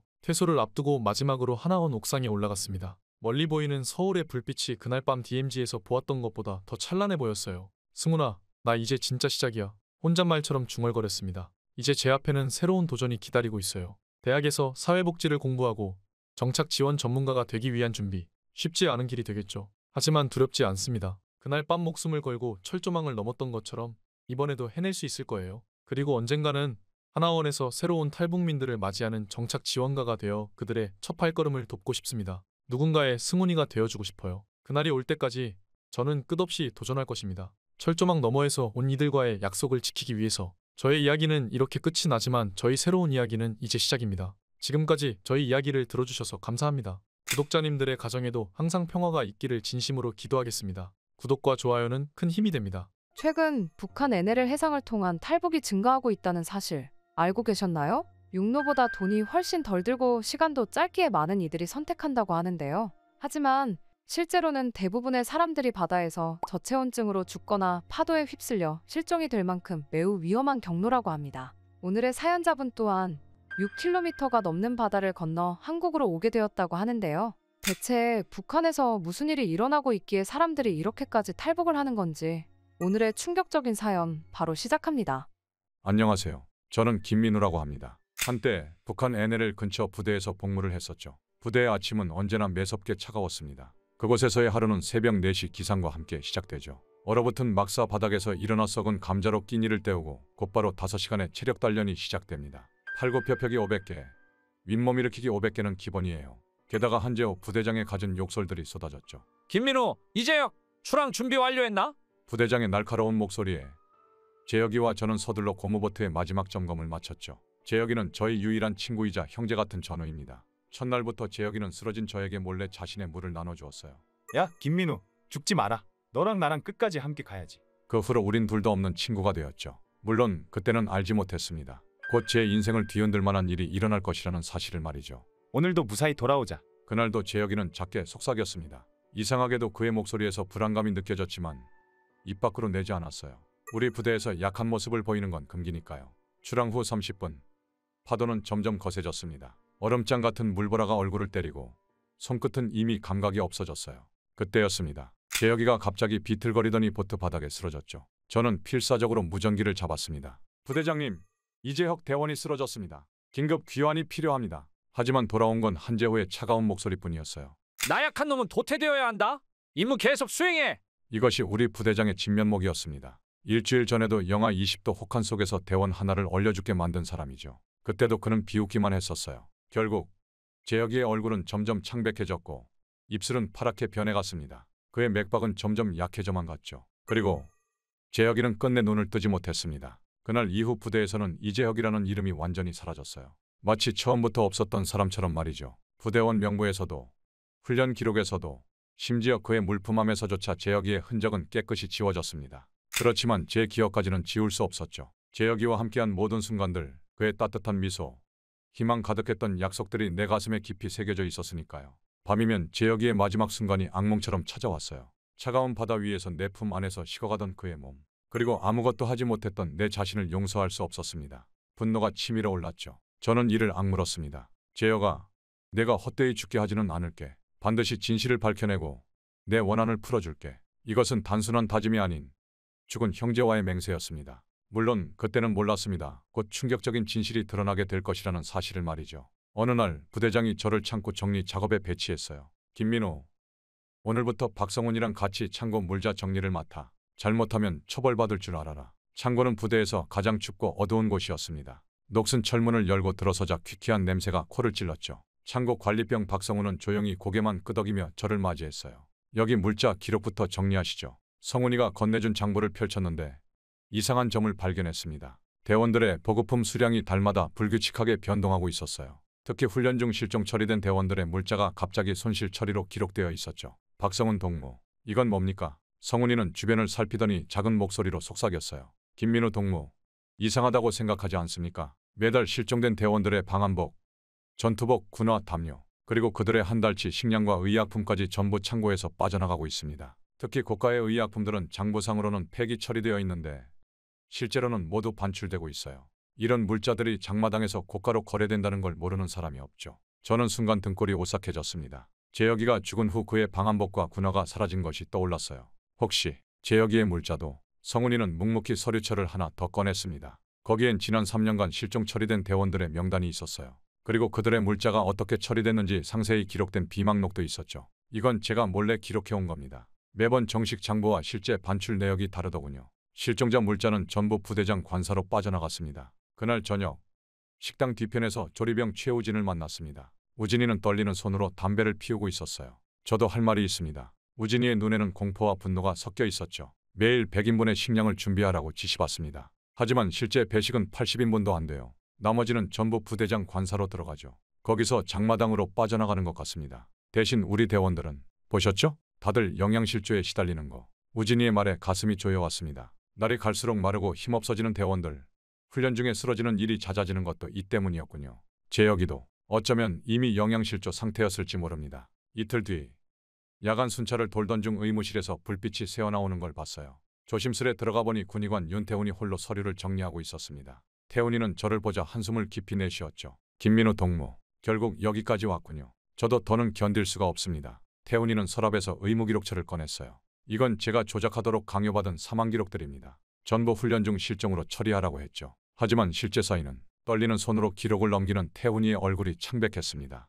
영양실조, 저체온증, 과로사, 모두 예방할 수 있었던 죽음들이었습니다. 그런데 부대장은 오히려 이걸 이용했어요. 죽은 대원들의 배급을 착복하고 의약품을 빼돌리고 심지어 시신마저. 태훈이의 목소리가 떨렸습니다. 시신을 제대로 수습하지도 못하게 했어요. 그저 실종으로 처리하고 끝내라고. 유가족들에게는 전사로 통보하고 보상금은 전부 상부에서 가로채갔죠. 저는 주먹을 불끈 쥐었습니다. 재혁이의 어머니도 이렇게 속은 거였어요. 아들의 진짜 죽음도 모른 채 헛된 기다림만 이어가고 계실 텐데. 윤태훈 동무, 이 기록들을 어떻게 하실 겁니까? 태훈이는 고개를 저었어요. 이미 늦었습니다. 제가 기록을 조작할 때마다 복사본은 부대장에게 넘어갔어요.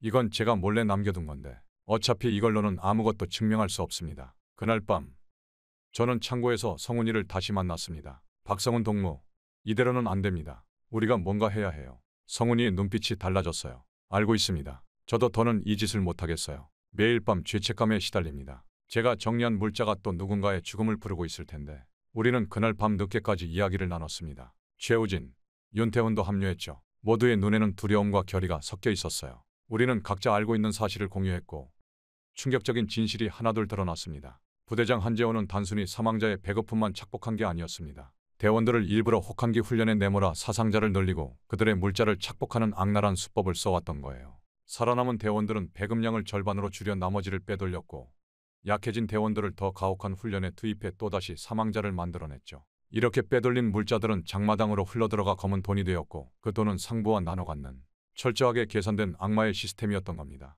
저는 그제서야 깨달았어요. 왜 한재호가 항상 영하 15도 이하의 날씨에 해상훈련을 고집했는지, 왜 훈련 강도를 점점 더 높여갔는지. 그는 의도적으로 희생자를 만들어내고 있었던 거였습니다. 분노가 치밀어 올랐어요. 이건 단순한 비리가 아닙니다. 조직적인 살인이었죠. 재혁이도 그 전에 사라진 대원들도 모두 이 더러운 돈줄의 희생양이었던 거예요. 우리가 이 사실을 폭로하면 우진이가 떨리는 목소리로 말했습니다. 소용없어요. 태훈이가 고개를 저었죠. 이미 상부까지 연결된 일입니다. 우리가 할 수 있는 건 모두가 말을 잇지 못했어요. 하지만 우리는 알고 있었습니다. 이대로는 안 된다는 것, 뭔가 달라져야 한다는 것을.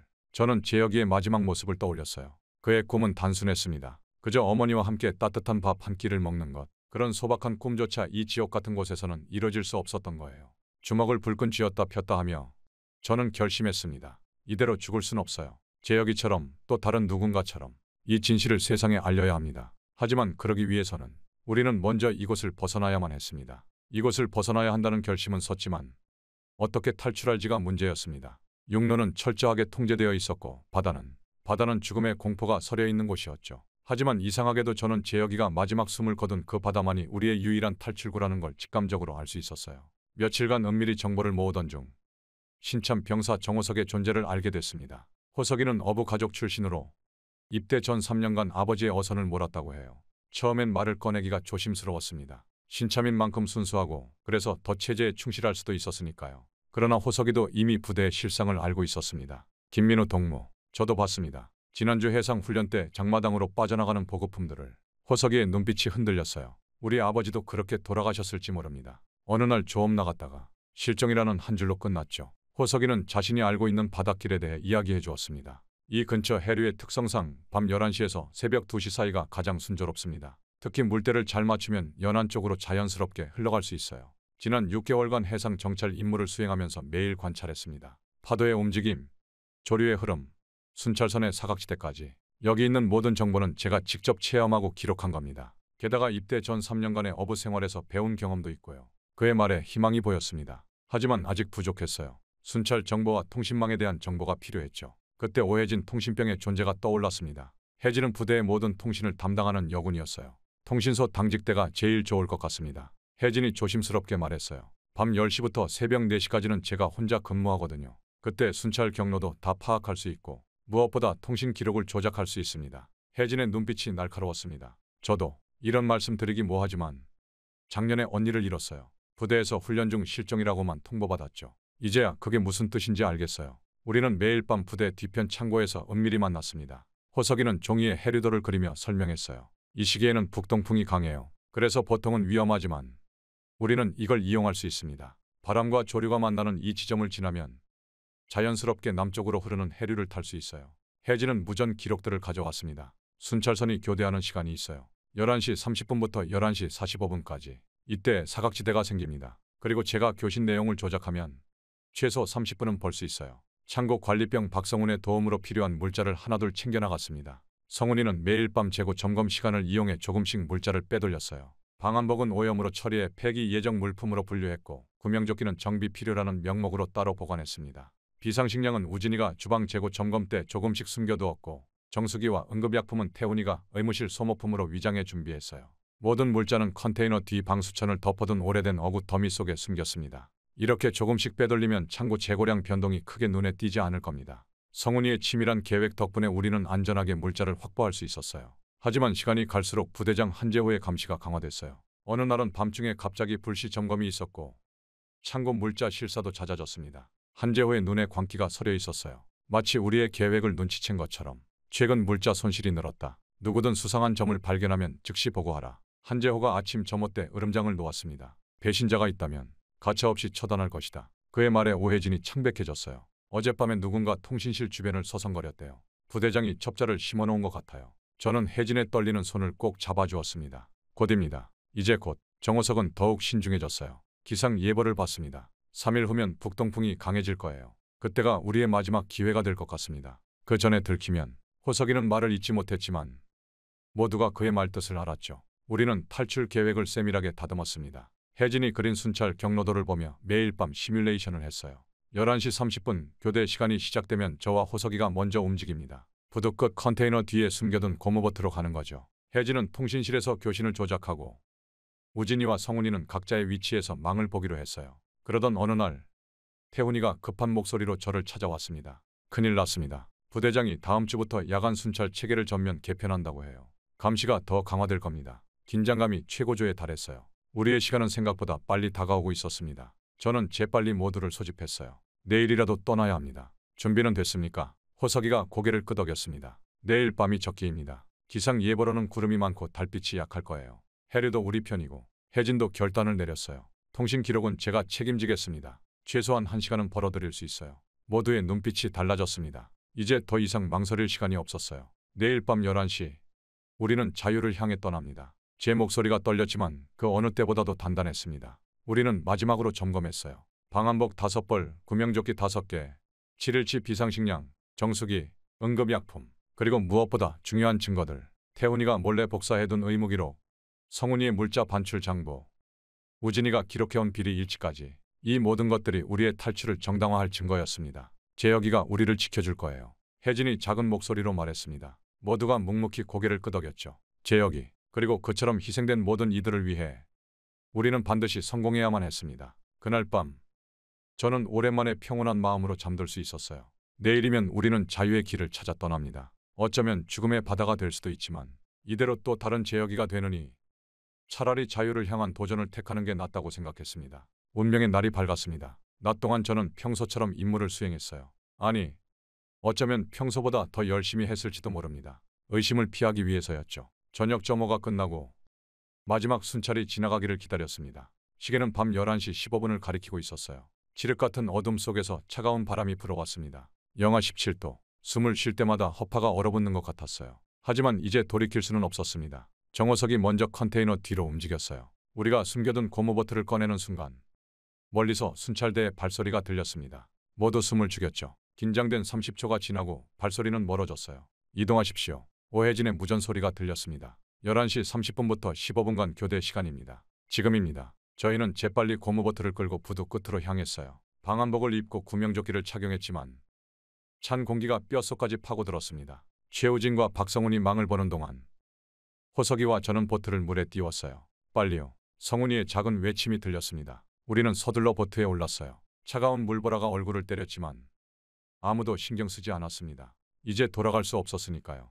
호석이가 노를 저었습니다. 조류를 타야 해요. 300m만 가면 북동쪽 해류를 탈 수 있습니다. 그의 말대로 보트는 천천히 바다로 나아갔어요. 육지의 불빛이 점점 멀어졌습니다. 갑자기 우진이가 몸을 떨기 시작했어요. 너무 춥습니다. 저는 재빨리 우리가 챙겨온 여분의 담요를 꺼내 우진이의 어깨를 감쌌습니다. 성훈이도 자신의 방한복 위에 입고 있던 외투를 벗어 우진이에게 둘러주었어요. 모두가 살아서 돌아가야 합니다. 서로를 의지합시다. 그때였습니다. 멀리서 서치라이트가 바다를 비추기 시작했어요. 발각됐습니다. 혜진의 다급한 무전이 들려왔습니다. 부대장이 갑자기 불시 점검을 나왔어요. 제가 최대한 시간을 벌 테니 통신이 끊겼습니다. 심장이 터질 것 같았어요. 호석이는 필사적으로 노를 저었고 우리는 보트 바닥을 최대한 낮게 엎드렸습니다. 차가운 물보라가 끊임없이 쏟아졌어요. 김민우, 한재호의 고함 소리가 바다를 울렸습니다. 이 배신자들 감히. 수색선 즉시 출항. 우리의 등 뒤로 엔진 소리가 울려 퍼졌어요. 수색선이 출발한 겁니다. 호석이의 얼굴에 땀이 흘렀습니다.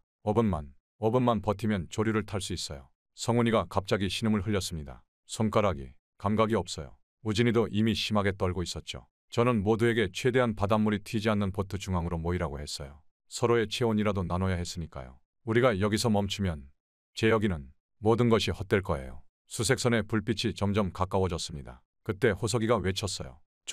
조류를 탔습니다. 정말이었어요. 보트가 갑자기 속도를 내기 시작했습니다. 호석이는 노를 들어 올렸어요. 이제 바람과 조류가 우리를 남쪽으로 데려갈 겁니다. 하지만 안도하기엔 아직 이른 시간이었죠. 수색선은 우리의 10시 방향까지 접근해 있었고 또 다른 한 척이 2시 방향에서 다가오고 있었습니다. 서치라이트가 바다를 훑었어요. 우리는 숨도 제대로 쉬지 못한 채 보트 바닥에 엎드려 있었습니다. 제기랄, 성훈이의 이가 딱딱 부딪혔어요. 이대로 가다간 동사할 것 같습니다. 저는 성훈이의 손을 꼭 잡았습니다. 차갑다 못해 얼음장 같았어요. 조금만 더 버팁시다. 성훈 동무가 없었다면 우린 여기까지 오지도 못했을 거예요. 우진이가 덜덜 떨면서도 성훈이의 어깨를 두드렸습니다. 형이 그동안 물잡 빼돌리느라 얼마나 위험을 감수했습니까? 우리 모두 형 덕분에. 호석이도 노를 젓다 말고 고개를 돌렸어요. 여기까지 온 우리가 자랑스럽습니다. 이제 조금만 더 가면 돼요. 저기 봐요. 저 별자리 방향이 남쪽입니다. 우린 반드시. 그때였습니다. 우리 앞쪽 바다에서 강한 불빛이 비춰왔어요. 순간 모두의 심장이 멈춘 줄 알았습니다. 하지만 그건 수색선이 아니었어요. 이쪽은 대한민국 해군입니다. 귀하들의 신원을 밝히시오. 저는 있는 힘을 다해 외쳤습니다. 우리는 북한군 탈북자들입니다. 귀순 의사가 있습니다. 잠시 침묵이 흘렀어요. 곧이어 해군 경비정에서 다시 방송이 들렸습니다. 알겠습니다. 귀순 의사를 확인했습니다. 현재 위치에서 움직이지 마시고 대기하십시오. 구조하겠습니다. 우리는 모두 얼어붙은 채 그 소리를 들었어요. 저도 모르게 눈물이 흘렀습니다. 뒤에서는 북한 수색선의 고함 소리가 들렸어요.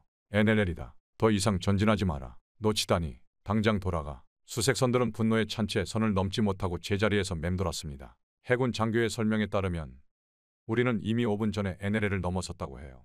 북한 수색선들은 그저 무력한 위협만 내뱉을 뿐 더 이상의 추격은 불가능했습니다. 저 보이지 않는 선 하나를 넘었을 뿐인데 그들의 위협은 이제 아무런 힘도 발휘하지 못했어요.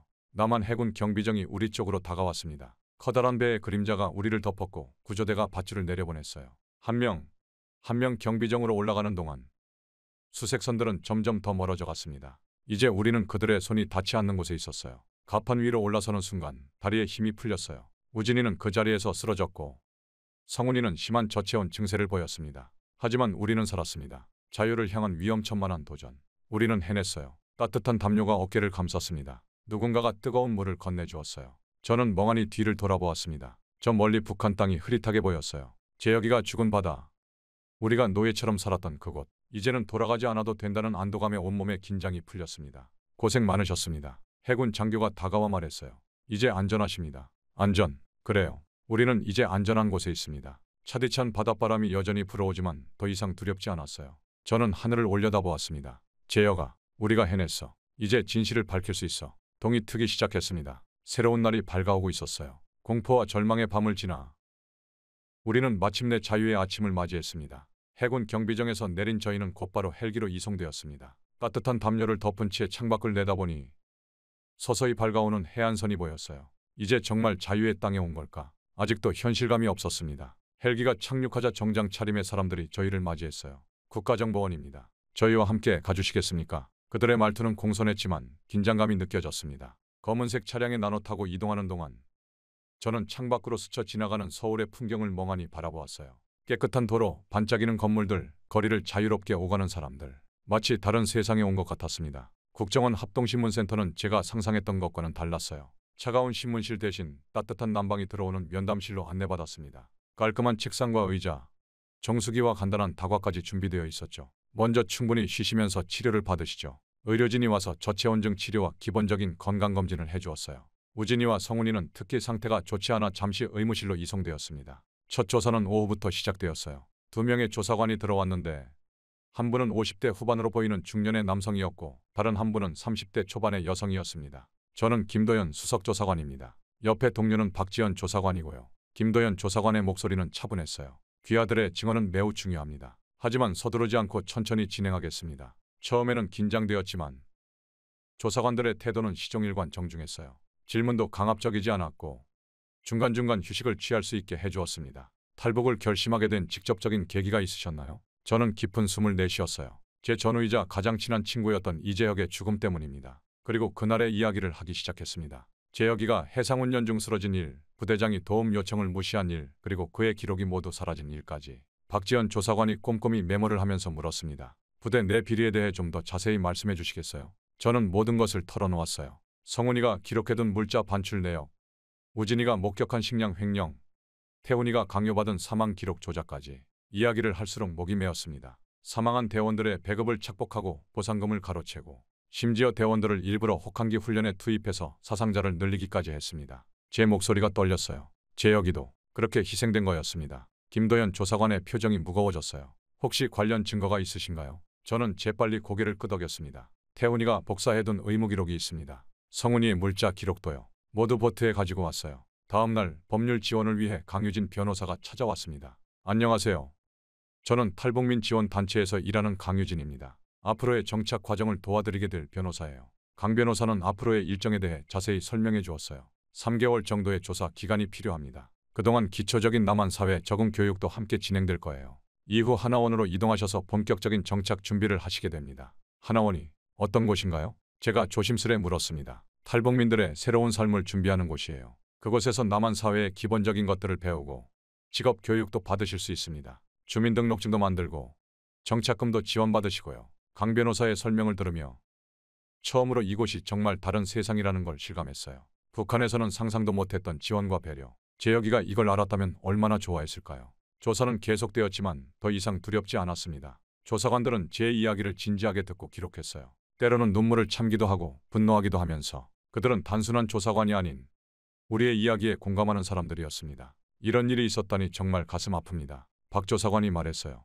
귀하들의 증언이 앞으로 많은 것을 바꿀 수 있을 거예요. 북한의 인권 실태를 알리는데 큰 도움이 될 겁니다. 한 달이 지났을까요? 어느 날 김도현 조사관이 활짝 웃으며 들어왔습니다. 좋은 소식이 있습니다. 귀하들의 증언을 토대로 유엔 인권위원회에 보고서를 제출했어요. 국제사회에서도 큰 관심을 보이고 있답니다. 그날 저녁 동료들과 모여 앉아 이야기를 나눴어요. 우리의 탈북이 재혁이의 죽음이 헛되지 않았다는 생각에 가슴이 벅차올랐습니다. 다음 주면 하나원으로 이동한다고 해요. 새로운 두려움도 있지만 이상하게도 설렘이 더 큽니다. 이제 우리는 더 이상 도망치지 않아도 되고 숨지 않아도 됩니다. 재혁이가 그토록 꿈꾸던 자유의 땅에서 우리는 진정한 인간으로서의 삶을 시작할 수 있게 된 거예요.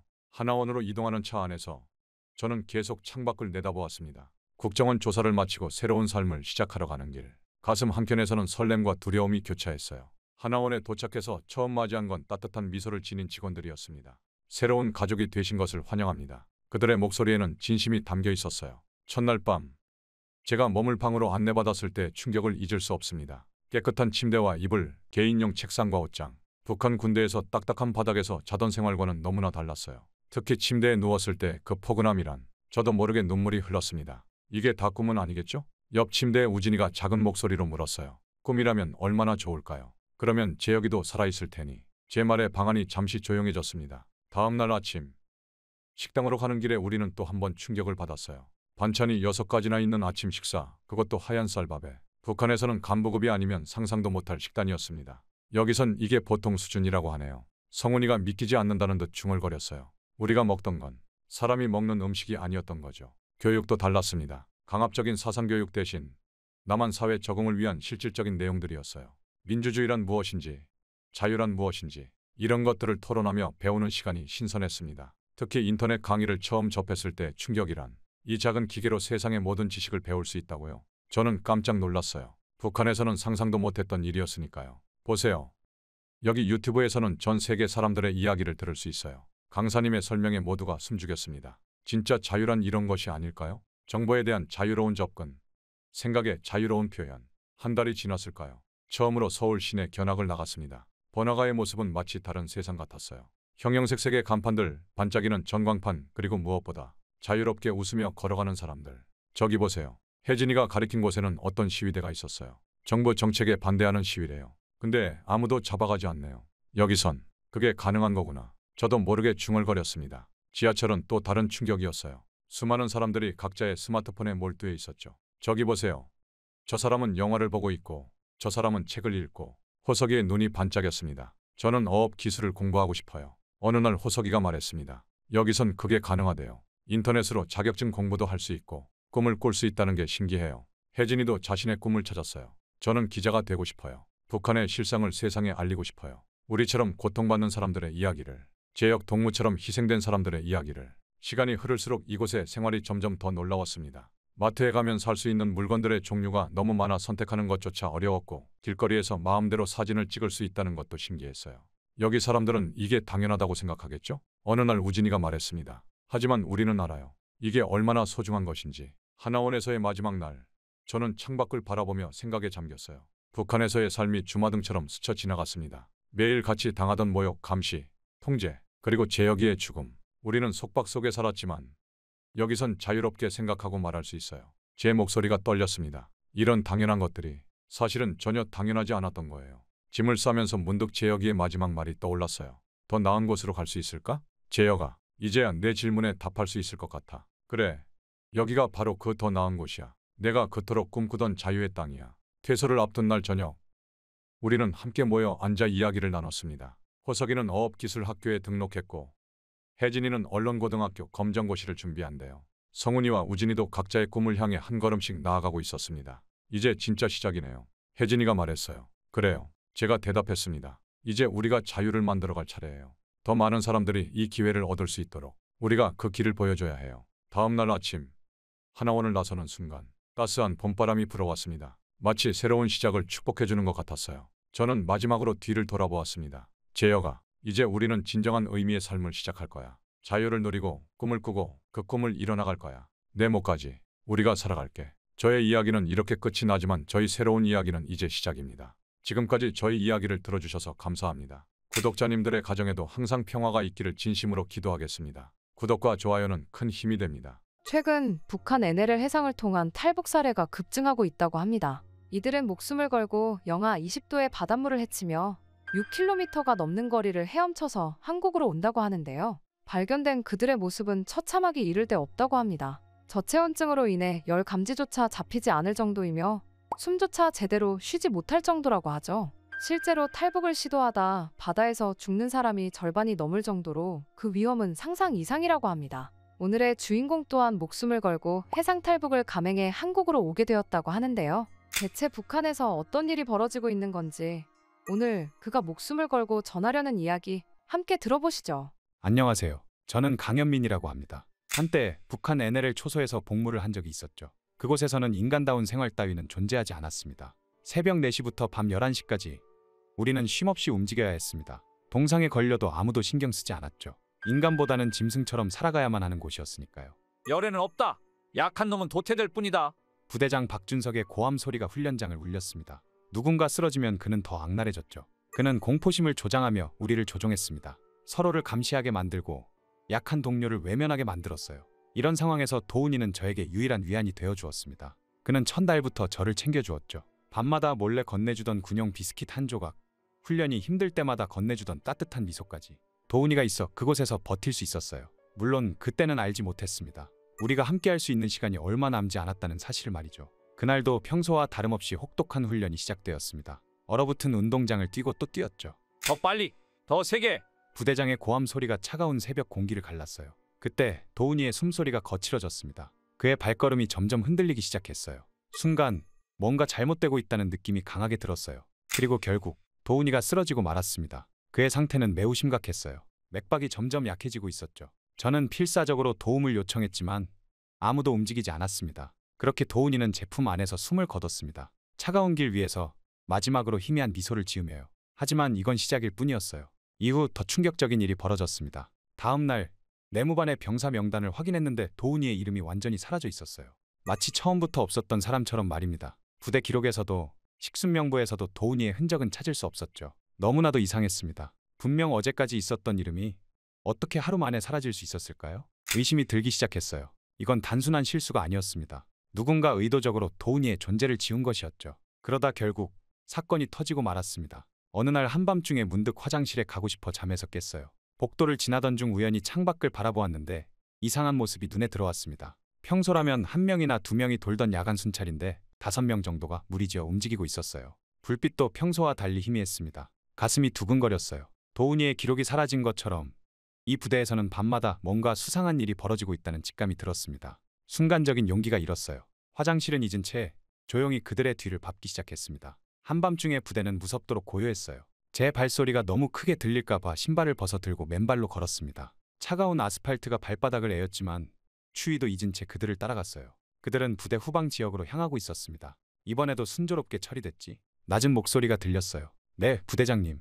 서류는 이미 수정했습니다. 문제될 건 없겠지? 걱정 마십시오. 모두 실종 처리로 깔끔하게 마무리했습니다. 순간 심장이 멎는 줄 알았어요. 박준석의 목소리였습니다. 도훈이의 기록이 사라진 것도 이들의 짓이었던 거예요. 그들은 대형 창고 앞에 멈춰 섰습니다. 창고의 자물쇠를 열고 안으로 들어갔어요. 저는 어둠 속에 숨어 그들이 나오기를 기다렸습니다. 10여 분 후 그들이 창고에서 나왔습니다. 웃으며 담배를 피우는 소리가 들렸어요.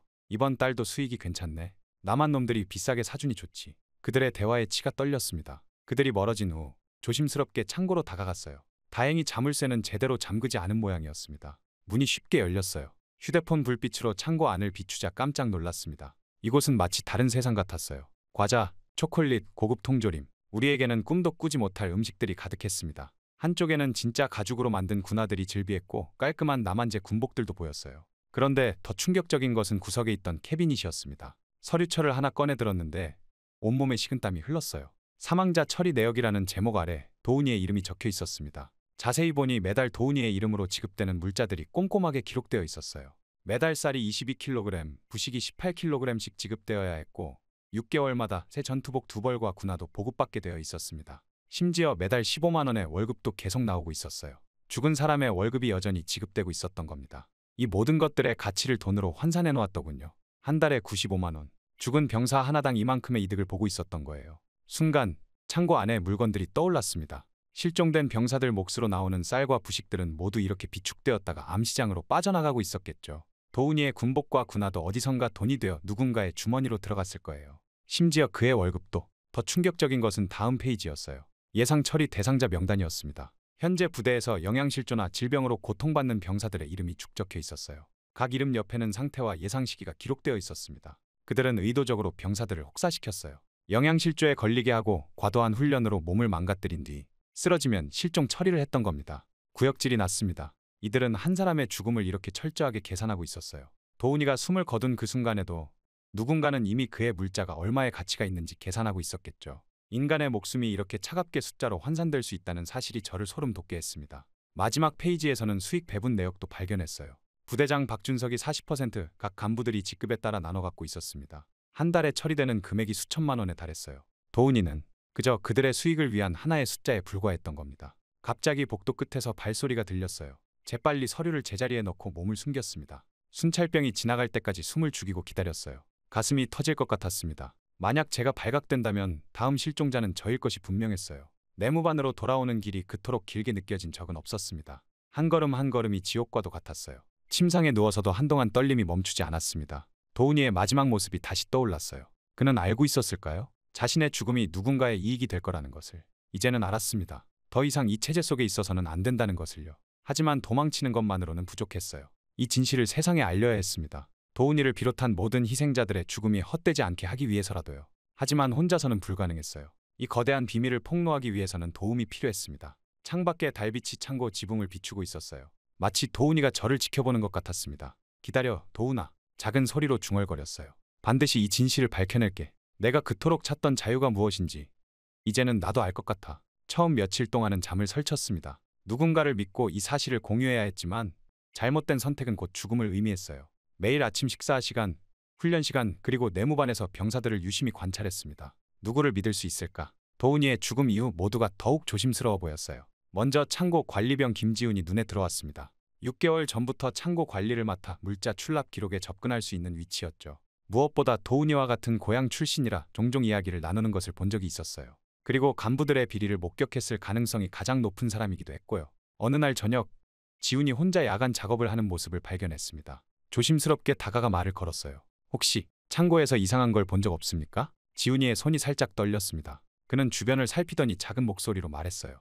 현민 씨도 알고 있었군요. 실은 저도 며칠 전부터 이상한 점을 발견했어요. 물자 기록이 맞지 않더라고요. 입고량과 실제 재고량이 다르고 거기다 실종자 명단도. 도훈이 선배가 그렇게 된 후로 계속 신경 쓰고 있었거든요. 지훈이도 알고 있었던 겁니다. 창고 관리를 하면서 자연스럽게 그들의 비리를 발견했던 거예요.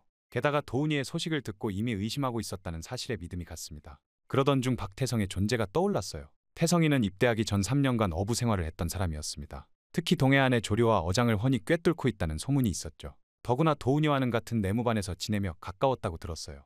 도훈이의 갑작스러운 죽음에 가장 의문을 품었던 사람이기도 했고요. 태성이를 찾아갔을 때 그의 반응은 예상 밖이었습니다. 이럴 줄 알았어요. 도훈이가 그렇게 된 게 단순한 사고가 아니라고 생각했거든요. 그는 이미 무언가를 눈치채고 있었던 거예요.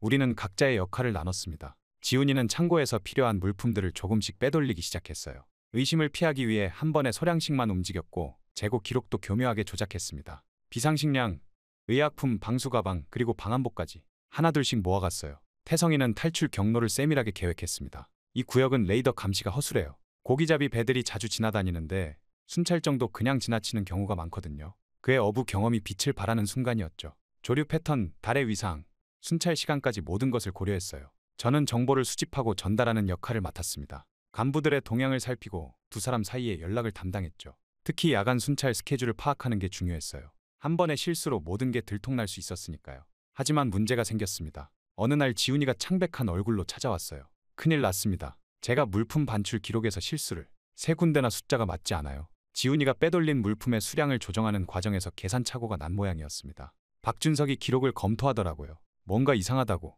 제가 창고를 맡은 이후로 재고 관리가 엉망이라고. 더 큰 문제는 달마다 하는 정기 감사가 다가오고 있다는 거였어요. 간부들이 이미 지훈이를 예의주시하고 있었습니다. 우리는 긴급하게 만났습니다. 태성이가 단호하게 말했어요. 시간이 없어요. 정기 감사 전에 움직여야 해요. 지훈이가 의심받는다면 우리 모두가 위험해져요. 맞는 말이었습니다. 마치 도훈이처럼 지훈이도 실종 처리될 수 있었어요. 저희는 계획을 앞당기기로 했습니다. 더는 지체할 시간이 없었어요. 지훈이는 의심을 피하기 위해 평소보다 더 열심히 일했습니다. 재고 관리를 더 철저히 하겠습니다. 오히려 박준석의 눈에 들려고 노력했죠. 그러면서도 마지막 필요 물품들을 챙기는 것을 잊지 않았어요. 태성이는 날씨와 조류를 더욱 세밀하게 체크했습니다. 다음 주 화요일이 적기예요. 밤에 달도 없고 조류도 우리한테 유리해요. 거기다 고기잡이 배들이 자주 지나가는 시간대이기도 하고. 그는 심지어 바닷물 온도까지 계산해 수영 가능 시간을 측정했어요. 드디어 그날이 왔습니다. 저녁 점호가 끝나고 모두가 잠든 척했어요. 시계는 밤 11시를 가리키고 있었습니다. 탈출까지 앞으로 1시간. 그런데 갑자기 지훈이가 달려왔습니다. 박준석이 지금 창고를 다시 점검한대요. 뭔가 이상하다고. 순간 온몸이 얼어붙었습니다. 지훈이의 실수로 인한 재고 불일치를 발견한 모양이었어요. 하지만 태성이가 침착하게 말했습니다. 지금이라도 가야 해요. 이미 늦췄다간 다음 기회는 없을 거예요. 맞는 말이었어요. 지훈이도 고개를 끄덕였습니다. 창고에서 마지막으로 확인하고 올 테니 먼저 가십시오. 저도 곧 따라갈게요. 가슴이 먹먹했습니다. 지훈이를 홀로 보내는 게 내키지 않았어요. 하지만 그의 결단력 있는 눈빛을 보며 믿기로 했습니다. 조심해. 꼭 와야 해. 지훈이는 희미하게 웃으며 고개를 끄덕였어요. 우리는 각자 맡은 마지막 임무를 수행했습니다. 태성이는 미리 숨겨둔 장비들을 꺼냈고 저는 도훈이의 증거 서류들을 챙겼어요. 그리고 약속된 장소에서 지훈이를 기다렸습니다. 어둠 속에서 발소리가 들렸을 때 우리는 숨을 죽였어요. 다행히 지훈이었습니다. 그의 무사한 모습을 확인하고 나서야 안도의 한숨을 내쉴 수 있었어요. 저희는 서로를 바라보았습니다. 이제 돌이킬 수 없는 강을 건너려 하고 있었어요. 하지만 두렵지는 않았습니다. 도훈이와 그 외 무수한 희생자들을 생각하면 이 정도의 위험은 감수할 만했으니까요. 태성이가 작은 소리로 말했습니다. 이제 출발하죠. 우리의 자유를 향해서. 그 말을 듣는 순간 도훈이의 마지막 질문이 다시 한번 떠올랐어요. 자유가 뭘까? 이제 우리는 그 답을 찾아 떠나는 길이었습니다. 어둠 속을 걸으며 바다로 향했습니다. 달빛 하나 없는 칠흑 같은 밤이었어요. 태성이의 말대로 오늘 밤은 구름이 두껍게 깔려 있었습니다. 우리의 발소리만이 고요한 밤을 깨뜨렸어요. 잠깐, 태성이가 손을 들어 우리를 멈춰 세웠습니다. 순찰병이 지나갈 시간이에요. 우리는 재빨리 몸을 숨겼어요. 얼마 지나지 않아 희미한 손전등 불빛이 지나갔습니다. 숨소리마저 죽인 채 그들이 지나가기를 기다렸어요. 해안가에 도착하자 거친 파도 소리가 들렸습니다. 영하의 겨울바람이 얼굴을 때렸어요. 태성이가 작은 소리로 말했습니다. 수온은 영상 2도예요. 30분 이상 버티기 힘들어요. 저체온증이 올 수 있고 근육 경련도 조심해야 해요. 절대 흩어지면 안 됩니다. 지훈이가 방수 가방을 꺼냈어요. 우리는 재빨리 준비했던 방한복으로 갈아입었습니다. 군복 위에 검은색 잠수복을 입고 그 위에 다시 방한복을 껴입었어요. 마지막으로 방수 가방에 우리의 증거 서류들을 넣고 단단히 묶었습니다. 됐어요. 이제. 태성이의 말이 채 끝나기도 전에 멀리서 고함 소리가 들렸습니다. 도망자 발생. 3명이다. 해안가 쪽으로 갔다. 누군가가 우리의 탈출을 발견한 겁니다. 빨리. 우리는 주저없이 차가운 바다로 뛰어들었어요. 얼음장 같은 물이 온몸을 감쌌습니다. 순간 숨이 멎는 것 같았어요. 온몸의 근육이 순간적으로 굳어버렸지만 필사적으로 팔을 저었습니다. 해안가에서 고함 소리와 함께 서치라이트가 바다를 훑기 시작했습니다. 저기다. 물속이다. 누군가의 외침이 들렸어요. 뒤이어 여러 명의 발소리와 장비 부딪히는 소리가 들렸습니다. 소대장님, 고무보트 준비됐습니다. 당장 돌아오지 않으면 발포하겠다. 익숙한 목소리가 들렸습니다. 우리 뒤로 모터 소리가 들렸어요. 2대의 순찰정이 양쪽에서 접근하고 있었습니다. 전 병력 비상, 도망자들을 포위하라. 태성이가 외쳤습니다. 아래로, 물속으로 들어가요. 우리는 동시에 잠수했어요. 차가운 물속에서 눈을 뜨고 위를 올려다보니 서치라이트의 불빛이 물 위를 훑고 있었습니다. 여러 척의 고무보트가 우리를 찾아 움직이는 게 보였어요. 폐가 터질 것 같았지만 최대한 오래 버텼습니다. 이쪽이에요. 태성이가 방향을 가리켰어요. 조류가 우리를 동쪽으로 밀어내고 있어요. 이걸 이용해야 해요. 우리는 태성이의 지시대로 움직였습니다. 하지만 시간이 갈수록 체력이 급격히 떨어졌어요. 손가락과 발가락의 감각이 사라지기 시작했습니다. 갑자기 커다란 파도가 덮쳤어요. 으악! 태성이의 비명이 들렸습니다. 차가운 물에 장시간 노출된 탓에 그의 다리에 심한 경련이 온 듯했어요. 파도에 휩쓸린 태성이가 순식간에 물 밑으로 가라앉기 시작했습니다. 태성아! 지훈이가 즉시 방향을 틀었습니다. 우리는 함께 태성이를 향해 헤엄쳤어요. 태성이의 모습이 물속으로 사라지는 게 보였습니다. 저는 깊이 잠수했어요. 칠흑 같은 어둠 속에서 필사적으로 손을 뻗었죠. 지훈이도 다른 쪽에서 태성이를 찾고 있었어요. 마침내 제 손에 태성이의 팔이 닿았습니다. 지훈이도 동시에 다른 쪽 팔을 잡았어요. 버텨. 우리가 잡고 있어. 함께 그를 수면 위로 끌어올렸습니다. 태성이는 심하게 기침을 하며 물을 토해냈어요. 괜찮아? 태성이는 숨을 몰아쉬며 고개를 끄덕였습니다. 다리에 경련이. 우리는 태성이를 가운데 두고 양쪽에서 부축하며 헤엄쳤습니다. 이제 우리 모두 극도의 피로를 느끼고 있었어요. 뒤에서 총성이 울렸어요. 물보라가 튀었습니다. 수색조, 우측으로 돌아. 도망자들을 포위하라. 박준석의 고함이 들렸어요. 순찰정들이 우리를 향해 빠르게 접근했습니다. 그때였어요. 갑자기 밝은 빛이 우리를 비췄습니다. 해군 경비정이다. 거기 누굽니까? 확성기를 통해 울리는 목소리에 우리는 안도했습니다. 귀순하겠습니다. 도와주십시오. 3사람이 동시에 외쳤어요. 차가운 물속에서 지친 목소리였지만 간절한 만큼은 충분히 전달된 것 같았습니다.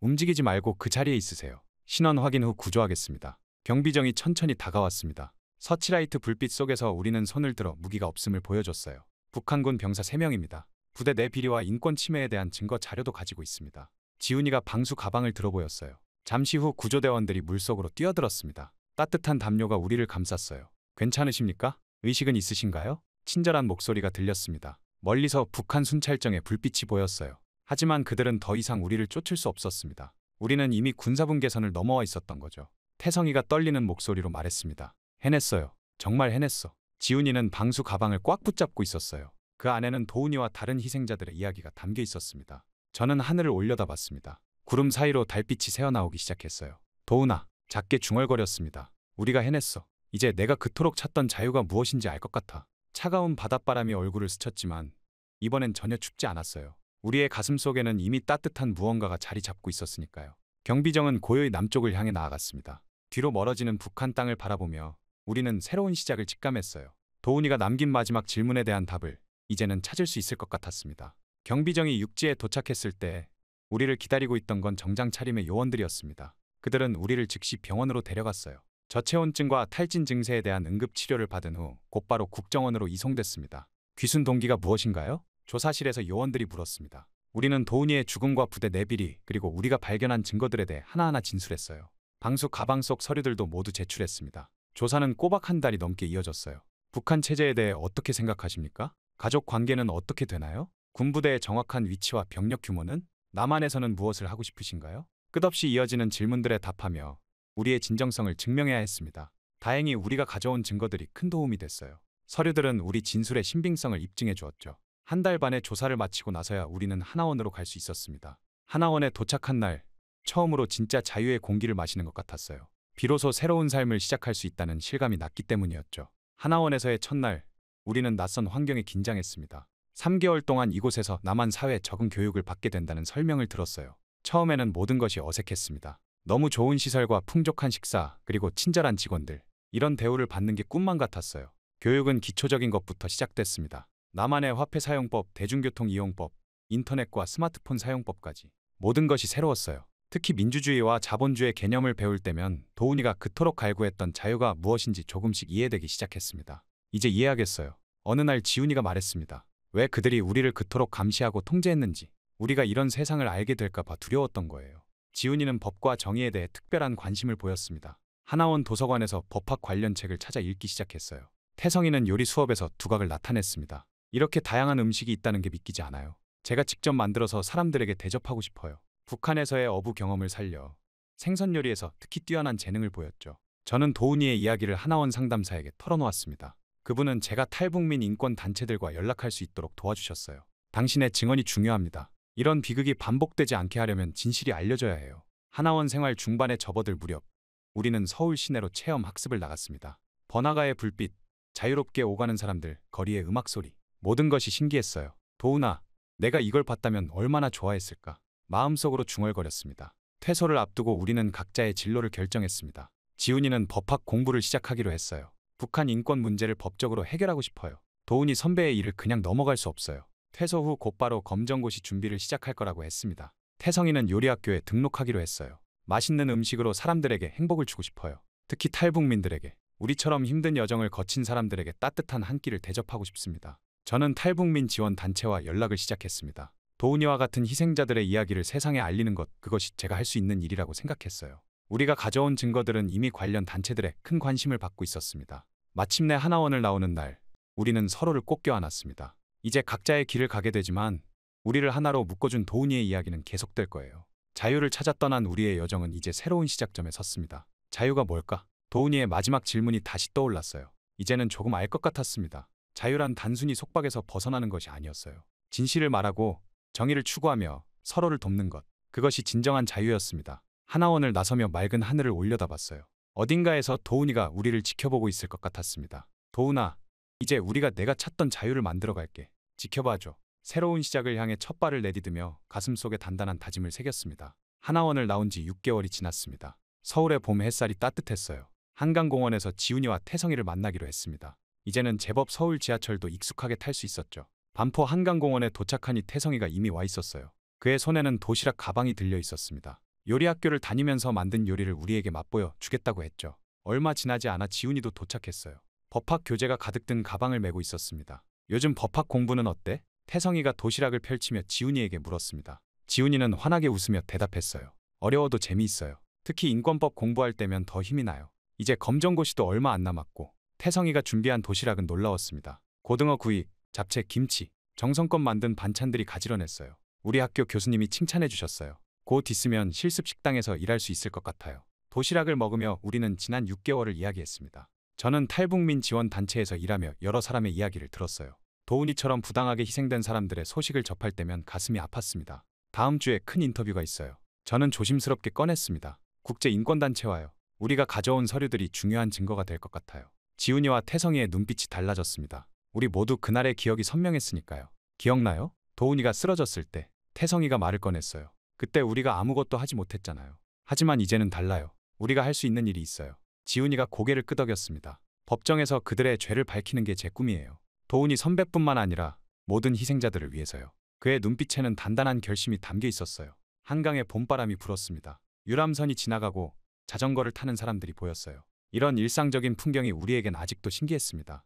여기 있으면 도훈이 생각이 많이 나요. 태성이가 말했어요. 도훈이도 이런 날을 꿈꿨을 텐데. 그래서 우리가 여기 있는 거예요. 제가 말했습니다. 도훈이의 꿈을 이어가기 위해서. 우리는 잠시 말없이 한강을 바라봤어요. 저 건너편 어딘가에 우리가 떠나온 곳이 있었습니다. 지훈이가 가방에서 신문을 꺼냈어요. 최근 북한군 부패 실태에 대한 특집 기사였습니다. 우리의 증언이 실린 거죠. 많은 사람들이 관심을 보이고 있어요. 이제는 돌아갈 수 없는 강을 건넌 것 같아요. 태성이는 자신의 꿈을 이야기했습니다. 작은 식당을 열고 싶어요. 도훈이의 식탁이라고 이름 지을 거예요. 탈북민들이 편하게 와서 쉴 수 있는 곳으로요. 그의 말에 우리 모두 미소 지었어요. 자유가 뭘까? 도훈이의 마지막 질문이 다시 떠올랐습니다. 이제는 그 답을 조금씩 찾아가고 있었어요. 자유는 두려움 없이 진실을 말하는 것, 꿈을 향해 달려갈 수 있는 것, 그리고 무엇보다 서로를 위해 무언가를 할 수 있는 것이었습니다. 석양이 질 무렵 우리는 다음 만남을 약속했어요. 지훈이는 검정고시 공부를 하러, 태성이는 야간 실습을 하러 떠났습니다. 저는 조금 더 한강가에 남아 있었어요. 불빛이 하나둘 켜지기 시작하는 서울의 밤을 바라보며 생각했습니다. 우리가 건넌 바다, 도훈이의 마지막 순간, 그리고 지금 이 순간까지 모든 것이 하나의 이야기로 이어져 있었어요. 주머니에서 작은 수첩을 꺼냈습니다. 도훈이의 이야기를 기록하기 시작한 수첩이에요. 언젠가는 이 이야기가 책이 되어 더 많은 사람에게 전해질 거라고 믿었습니다. 도훈아, 작은 목소리로 불러봤어요. 우리가 여기 잘 정착했어. 내가 꿈꾸던 자유를 조금씩 만들어가고 있어. 지훈이는 법을 공부하고 태성이는 요리를 배우고 있어. 나는 내 이야기를 세상에 전하고 있고 멀리서 들려오는 도시의 소음, 한강의 잔잔한 물결 소리, 사람들의 웃음소리, 이 모든 것이 자유의 소리처럼 들렸습니다. 도훈이가 그토록 찾던 자유가 바로 이런 것이었을까요? 다음 주 인터뷰에서는 더 당당하게 이야기하리라 다짐했습니다. 도훈이의 죽음이 그리고 우리의 탈출이 헛되지 않았다는 것을, 그래서 지금 이 순간에도 수많은 도훈이들이 자유를 꿈꾸고 있다는 것을 세상에 알리고 싶었어요. 밤하늘에 별이 떴습니다. 북한에서 보던 것과 같은 별이지만 이제는 다르게 보였어요. 더 밝게, 더 따뜻하게 빛나는 것 같았습니다. 마치 도훈이가 저 별들 사이에서 우리를 지켜보고 있는 것처럼요. 우리가 꼭 해낼게, 도훈아. 마지막 인사를 남기고 일어섰습니다. 돌아가는 길, 제 발걸음은 어느 때보다 가벼웠어요. 이제 우리에겐 각자의 꿈이 있고 그 꿈을 이룰 자유가 있으니까요. 저의 이야기는 이렇게 끝이 나지만 저희 새로운 이야기는 이제 시작입니다. 지금까지 저희 이야기를 들어주셔서 감사합니다. 구독자님들의 가정에도 항상 평화가 있기를 진심으로 기도하겠습니다. 구독과 좋아요는 큰 힘이 됩니다.